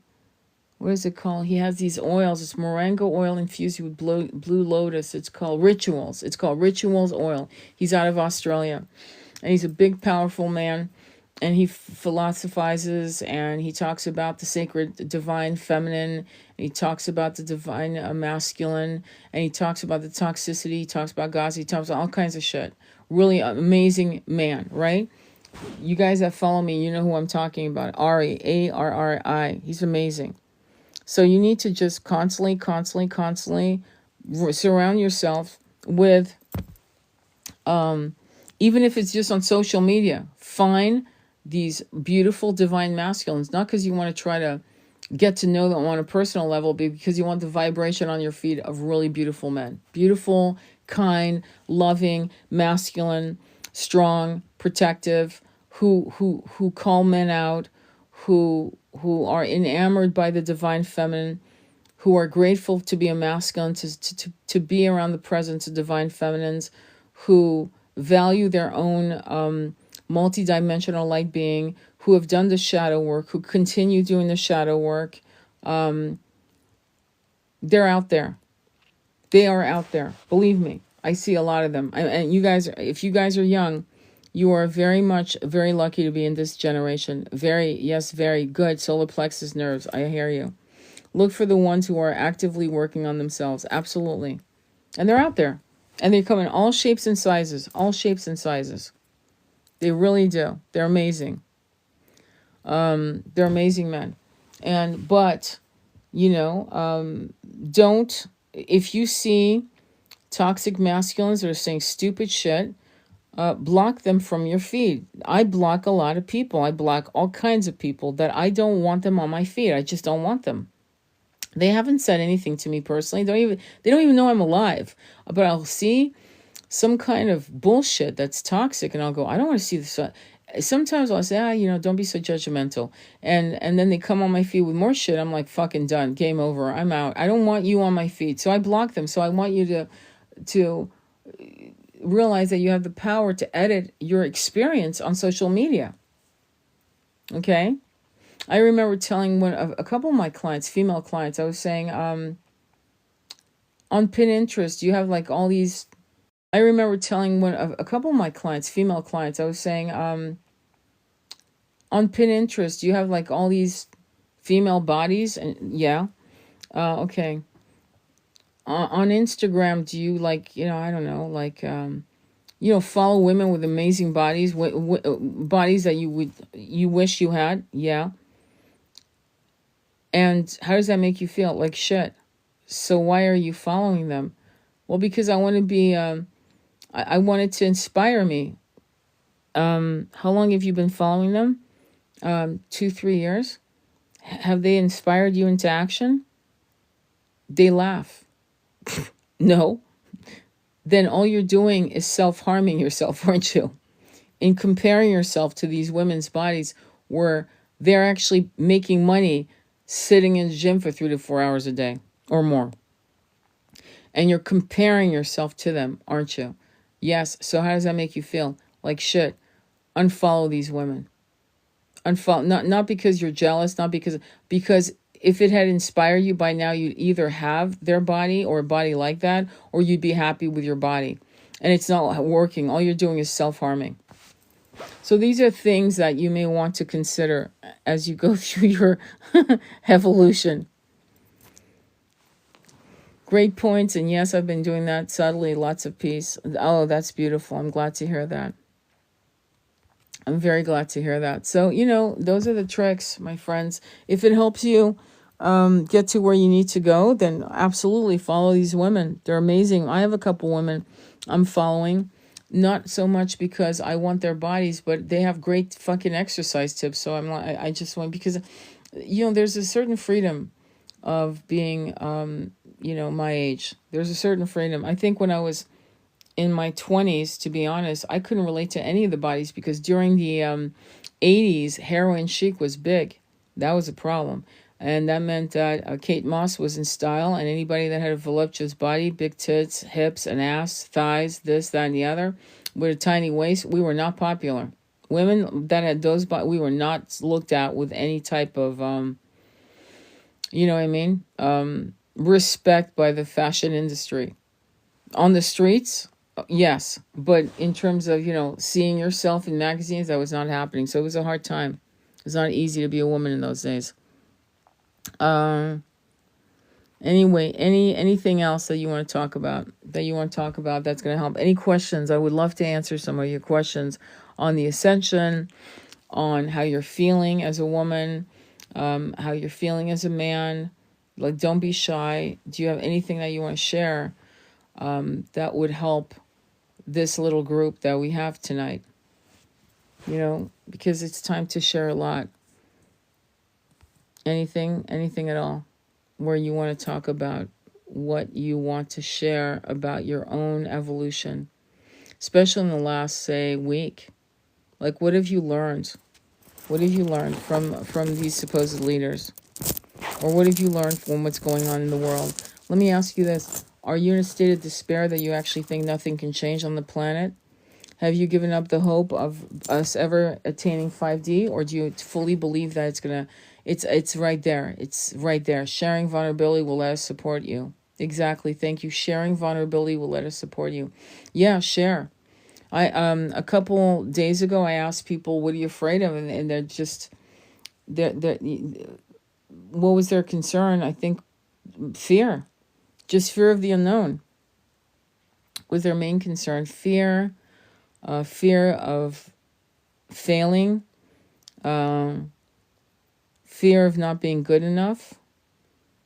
Um, yeah, this is a normal evolution of having the human experiences that you go through a lot of these second guessing, and you're constantly trying to compete with other people or thinking or like analyzing yourself against other people. So that's not easy. And you're not going to win doing that. You have to compete against yourself. I've been settling into surrender to the process, and it makes everything move really fast. Yeah, that's a very good. That is ironic. Jessica says, I've been settling into surrender to the process, and it makes everything move really fast. That's a good point. And it does move fast when you surrender. And then and right now you're going through a massive shift for that to happen. And then what will happen, there'll be another shift of somebody hitting the brakes. It won't be you, but suddenly things will stop. And it'll probably be years before you ever get to that point. But I want you to remember this. Because if you're going through the massive ascension really fast, at some point the brakes would hit, and it won't be because you're doing anything wrong. It will be because it will want you to assess everything, to gather your wisdoms, to determine your new path. You'll be on a crossroad moment. A crossroad moment will be about to be revealed to you. And before you get to the crossroad moment, the brakes will be hit by the universe, and you'll go through a stagnation that could last 6 months, a year, 2 years. I've heard as long as 3. And it's not a punishment. It's not because you're fucking up. It's called, it's almost like you're going through comment on dit, a hermit. You hermit for a while. It's very interesting.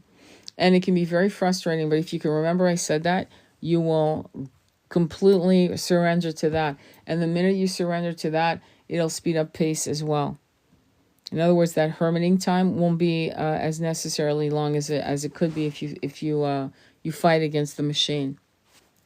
Okay? It's very interesting.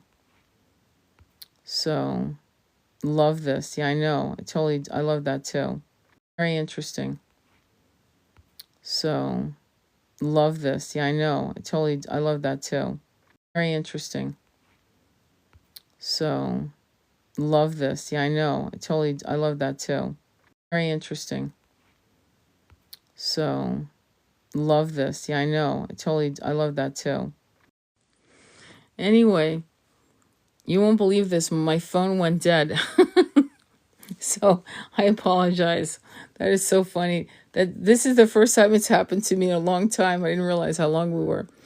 Anyway, this is Hanuman over here, and something I really cherish. Yeah, yeah, I know. It was like, oh, she got censored by TikTok. No, I actually lost my thing. Let me see here. But anyway, so what was the question? Did you ask a question? Let me look here. Okay, we've been settling it. Does anybody have another question? Is there any fear whatsoever? Any fear whatsoever? No, that would have been like, no, that would have been like me. What is that disease where you fall asleep and you keep falling asleep? Definitely not. Anyway, I'd show you my art, but none of them are dressed, meaning they're all nudes of women. Any other questions? Narcolepsy, thank you. That would have been like the quickest moment of death, of falling asleep. Anyway, any other fears or concerns? Anything like that? Anything at all? Yeah, I can't believe, well, I know you guys are in Europe, so you're fine, but I think my rooster is actually crowing. That's how early it is in the morning. You see. This was, this belonged to Ananda, by the way. Any fears that you want to talk about? Any concerns? Your rooster is very shouty. That's very nearly lunchtime here. Oh my God, you guys. Here it's still dark outside. Any questions at all of what you are concerned with or not concerned, like a win-win? Do you guys feel better now or no?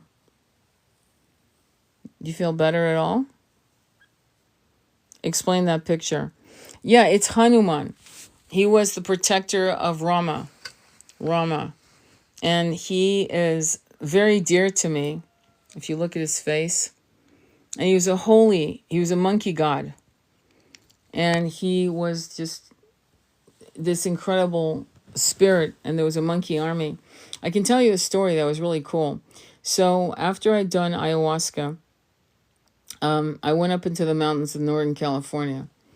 And I would have like DMT explosions months after I'd done the medicine.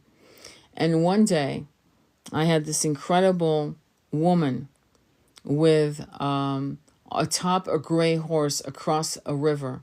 Her hair was auburn red down to her, it hit around her hips, right? And she was astride the horse, and she had the most incredible luminous teal turquoise eyes. I had never seen eyes like that. Her skin was like, kind of like this color here, actually, come to think of it. And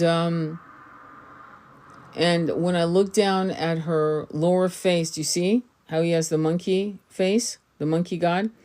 When I lowered my eyes and noticed her mouth, I went, "Oh my God!" And I called her Hanuman's woman. By the way, Hanuman never had a woman. At least that's what's reported. Though I disagree. I think he did. But I called her Hanuman's woman instead of the monkey goddess. But the message she had for me was cross the river. And it was a very interesting moment because I was hesitant. And she kept saying, cross the river. What river did she mean? The rivers of ascension, rivers and bridges to cross an ascension. And I did not do it. Weeks later, she came back to the dream, astride that gray horse. And again, she said, cross the river. And this time I did. And her message was, and don't ever look back. Don't worry about who you leave behind. They will catch up. Understand timing. And that was it. I started crossing rivers. So that was an interesting dream. So the monkey god is, you should look it up. Hanuman, monkey god. Hanu, Hanuman. Man, like a man. Hanuman. I think it's 2 M's though. 2 N's like Nancy. Yeah. So that was that particular piece here was his. Let me see the back. Yeah, it's a very simple piece. And it was I got it. I inherited it from him. But I feel like I need to meditate now. So any question on meditations? Are you having problems meditating? Meditating is your ally. So just, again, is anybody having problems meditating? Do you meditate every day? Please type in the comments. Do you meditate every day? Because if you don't, we have to talk. You meditate every day? Yes or no? You can just put no or yes, and then I'll know what we're talking about. I know you meditate. But thank you for starting. Yes, I know you meditate. Does anybody? Okay, good. Anybody else? Because we got 24 people and 3 people answered, so that's not exactly.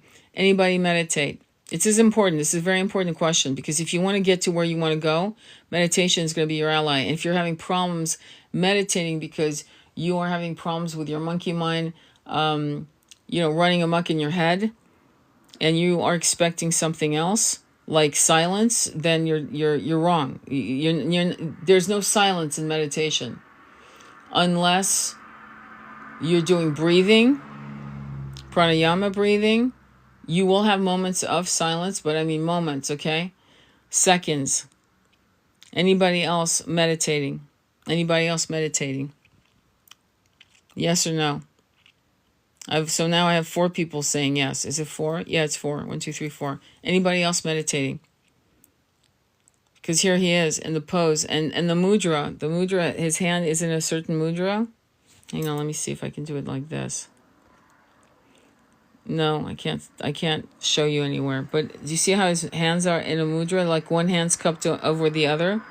The other way, thing that will help with your meditation is using mudras, different types of mudras.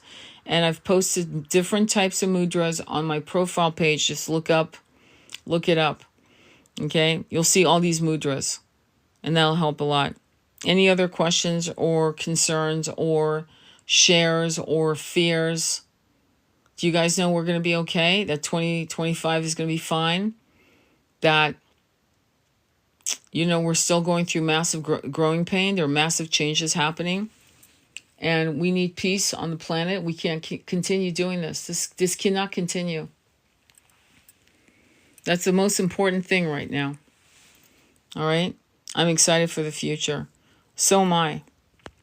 So am I. And anybody looking to move to another country, I've been thinking about, planning on doing that for a few years now. So it's not like coming out of nothing. It bothered me that he referenced the Golden Age.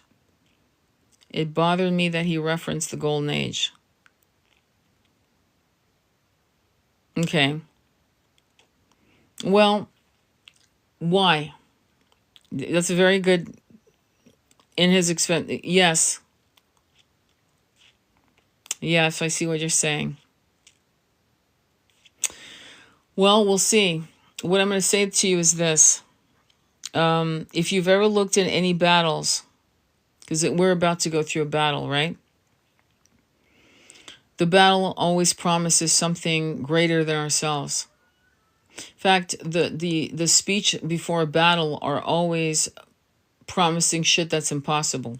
Why? Because you're about to go into battle. You're probably not going to survive it. It reminds me, did you ever see one of my favorite battles? Because it's a battle speech, the Golden Age, the promise of the Golden Age. It's a battle cry. You guys see it from that perspective.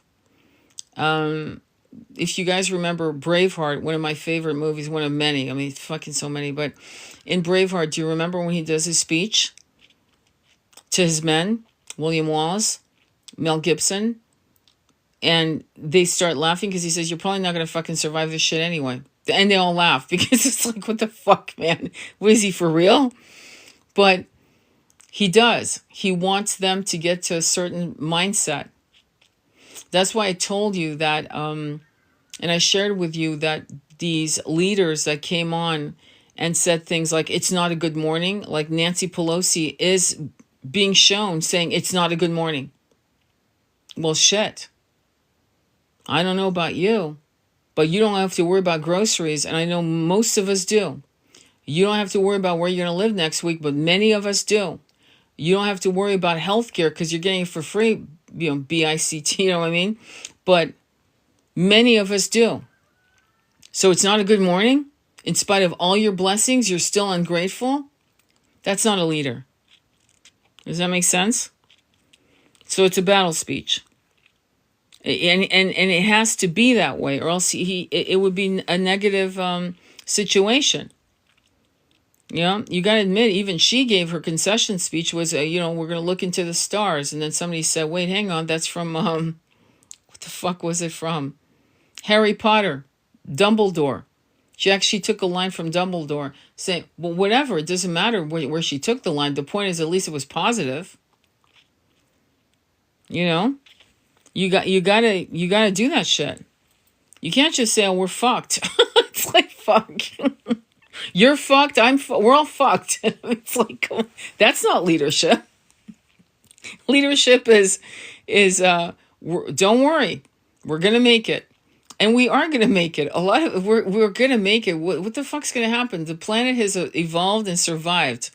It just needs to thrive. We just need to push this fucking beautiful blue marble into 5D. That's really all we're concentrating on. We don't want the infrastructure. We don't want the system. There was somebody else saying, and I brought it up in one of my lives. It was, the last pope will be in 2027. So Y2K was the end of the world. 2012 was the end of the world. Let me go back. 2008 was the end of the world. The last pope will be the end of the world. I'm kind of sick of the end of the world kind of oracles, It's like, no matter what, the thing about people dying, all right? People you love dying, when you walk out of the hospital or you walk out into the sunlight of the house, maybe your person was lucky to die in your house, or their house, and you walk out into the sunlight or the rain and you watch people walking by, and you just suffered the most incredible loss. Somebody you love died. The world continues. It just continues. And it really hits you hard because you realize my mom died, my father died, or somebody you love died, and the world just keeps on going. So in a speech, you better do it right. You know what I'm saying? You better do it with humor, do it with grace, do it with positivity. Positivity is the mark of a leader. Yeah, it just felt, oh, I can't put words into that feeling. This is the final purge. Thank you. And I agree with you. It's the final purge. Like stolen or misrepresented, I don't know. You know what's really more important than anything, in my opinion, isn't the speech, but what's going to happen next year. In May of next year, where will we be as Americans? That's more important to me than the validity of a speech. What's going to happen in the next 2 months, from today until January, whenever? Okay, I want to make sure the energy is high. And women acting like they've just lost their ability to fucking talk, like the women in Afghanistan acting like like they've lost everything, all their freedoms, and saying, I've lost my freedom. Really? You just made a video, chick. Really? You've lost your freedom? Because you just posted your video. Hello? So we need to really stop panicking like we're 14-year-old girls. Because we the hot football player didn't ask us out. We're freaking the fuck out. It's insane. We need to get a little more mature, a little more. We need to be leaders for our own little internal child. Your little inner girl or little boy, you need to be its leader, its mentor, its mother, its father. Because if you panic, then the shit's going to go bad for you personally. And people like me will keep on going. Well, just because we'll be fine. But if you keep going into this place of it's not good enough, just say, what am I grateful for right now? Well, I'm grateful I'm not a woman. I hate to say that. I'm not a woman in Afghanistan. For some reason, I was not born to a woman in Afghanistan to be a 14-year-old girl or 20 or 30 or 40-year-old woman. That's not my reality. Thank fucking God.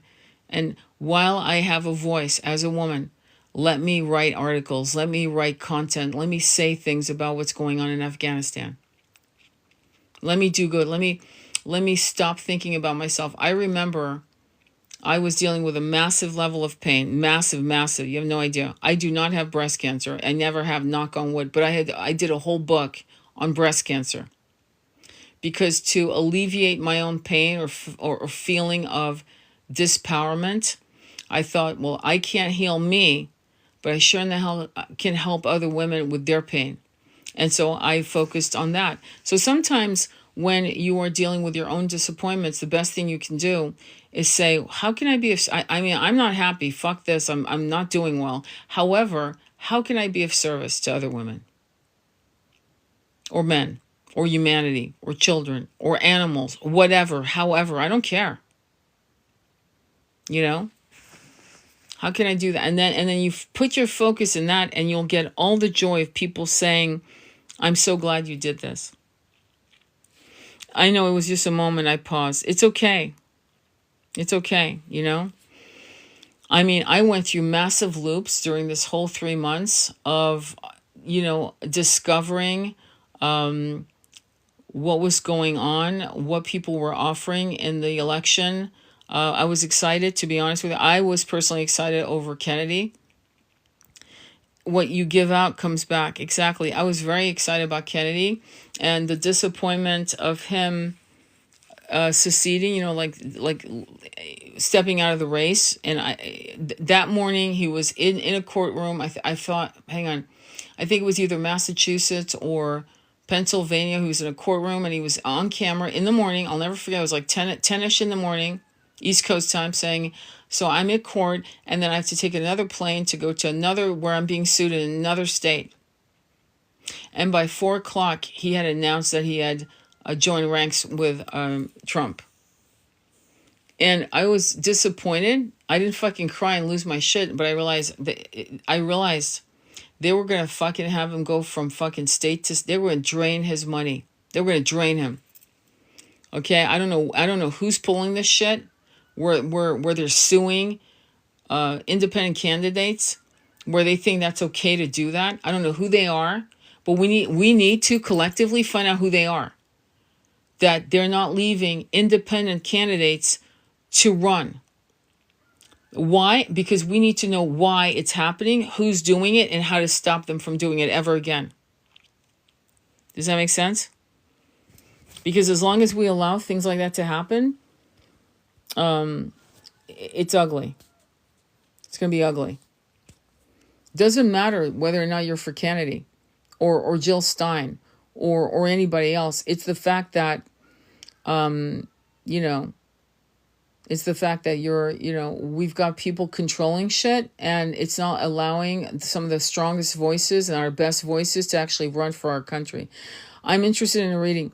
The best way to do a reading is to go on my website. I'll send it to you right now. And thank you for asking. And I typically like to talk to a potential client, but you can also go on my profile page, but I'm sending you my website directly. There it is. And you can fill out the intake form. Make sure you give me your phone number, and I'll call you. I'm doing it for 2 reasons. One is to just make sure to explain to you what I do, what kind of readings I offer, this and that. And then the second one is to make sure you hear my voice and you're not being scammed by someone else. So don't ever text. If I'm only texting you and I will not pick up the phone or whatever, which is not me, I'm always on the phone with clients, potential clients, is before we book our first session, because for your own protection, for one thing, number one. Number two, I want to make sure that, you understand what I offer. Is that cool? So, all right. Well, any other questions or concerns? Thanks again, Brianna, for asking. Hopefully, do you have any questions on that? Absolutely. So that's why I call people, just so you know. It's nothing. I could have a calandria, but then again, I'm hesitant of setting one up, honestly, because anybody could do it and pose as me. I've had too many people try to scam clients, and scamming them and saying, "Oh, I love your energy," and going through TikTok and saying, "I can do a reading for you for this amount of money." And I'm like, and people got scammed, believe it or not. So now one of the things I do, my protocol is, if you don't hear me on the phone, it's not me. I'll tell you that now. Okay? It is not me. All right? All right. Any other questions or concerns or shares? Any experiences? I did an Akashic reading today. I mean, not today. Today's tomorrow. Yesterday. And the Akashic reading was, hang on. Oh yeah, she was a starseed, obviously. She was a starseed, and she was from a very high dimension where she did not eat. This is like, when you're on higher dimensions that are more like in the 11th, 12th, there is no need for food. So she had a slit for the mouth, not even. She had no ears. There were slits in her ears. Where her ears would be, there were just diagonal slits. She was blue and cream. I won't go into too much detail because it's pure energy. And she was watching powerful beings, not from this planet, enjoying the nectar of sexual union, of eating, of writing, of running.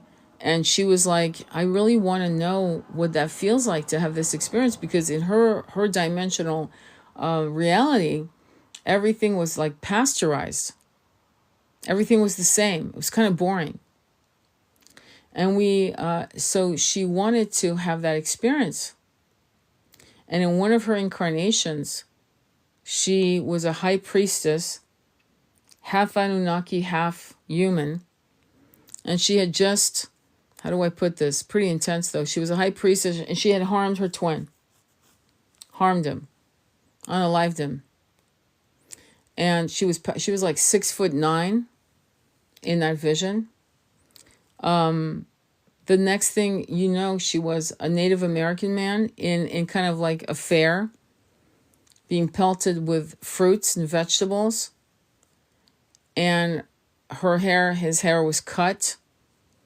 And he literally decided not to. In other words, I don't think you were, I can't vouch for it. I'm pretty sure that Native Americans in the 1800s were not allowed to leave the country. They didn't, I don't know if you guys know this, but Native Americans did not have the right to travel outside the reservation, to have an American passport to which to travel abroad until I think the 70s. I'm not kidding. So he was not allowed to leave. He was part of this weird circus thing, I forgot this famous cowboy's name. So he cut his hair, and he had met a British woman who had set up his head and his outfit in a Sikh outfit, Hindustani. That's how he left the country. She had somehow forged what she needed, and she had got him out of the country. He could not leave. It was almost like he was owned by the circus or the entertainment group that traveled, and in a way he escaped, and he died of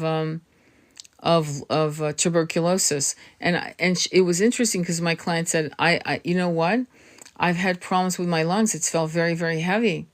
And by the time we were done with the Akashic reading, she said, you know what, Tony, I can't believe it. My lungs feel lighter. So that past life as a Native American was very interesting. The life of this entity, this sentient being that wanted to have humanoid experience of the nectar of intimacy and food and fun and this and that. So I said to her, you know what's interesting? I don't know why I'm being told to tell you this, but they're telling me for you to understand that you were in those high dimensionals places as a sentient being, and not to worry about your ascension and letting go and losing the opportunity to have the nectar of love, of sex, of being a humanoid, of having all the pleasures. You realize that, right? We have things as humanoids that many highly evolved sentient beings do not have, like genitals, for example. That means no pleasure. And she said, yeah, I know. I don't think I really want to ascend because what if I ascend and I lose all that? And I said to her, you're not going to ascend and let go of all these pleasures. What it'll be is more heightened and higher and higher and higher dimensions where it's still there, but it's on a higher level of consciousness. In other words, when you started this journey as a soul, you were innocent, naive. You weren't spiritually street smart. Now you are. And now you can go up back through the ascension using different avatars. In other words, bodies. Whatever avatars you want. You could be non-humanoid, non-human. You could be a different type of creature. But if that's what you want, then you can go up the dimensional realms. And when you are ready, then you'll be in higher realms where you won't want to eat anymore. You won't want, it'll take a while. The Buddhism, they call it being part of the ocean of the part of the collective ocean of consciousness. In other words, your drop falls into the one ocean and you become one. Anyway, so enjoy yourself while you're here, right? But it's not just here, it's on other dimensions. You'll still get to enjoy. You know what I mean? You'll still get to enjoy. Trust me. It'll be a while before you can get to the levels where, you're back and being androgynous and all that. It'll be a while. But while you go up the ascension staircase, the only thing that can make you regress is your own self. No one can cause you to regress ever again. No entity, nothing. Just you. You and and you gotta check your propensity for sabotage, which you're actually working on right here. Does that make sense? No, sorry, Sophia. I don't do card readings like that unless you want to book a reading with me. That's how I do it. If you want a proper reading, I'll be happy to read for you. All right, my loves. It's late. It's probably 4:30 in the morning. So I send you much love. If you want me to upload this, I can, but I don't know if it's that much of an important live, to be honest with you. But it was a good live for us, and I'm glad you were here. I want you to keep your chin up. I want you to do what you need to do. I want you to get some of the books I mentioned. Mind Power into the 21st Century by John Kehoe. Becoming Supernatural. The Untethered Soul. Women Who Run with the Wolves by Clarissa Pincola Estes. Let me see here. The Emerald Tablet by Billy Carson. Absolutely, the Emerald Tablet by Billy Carson will be an incredible boon to your soul. I can call tonight if you want, before I go to bed. If you're up, I can totally call, and then we can book. All right. Sending you much love on your journeys, ladies and gentlemen. Namaste. Be well. Bye-bye.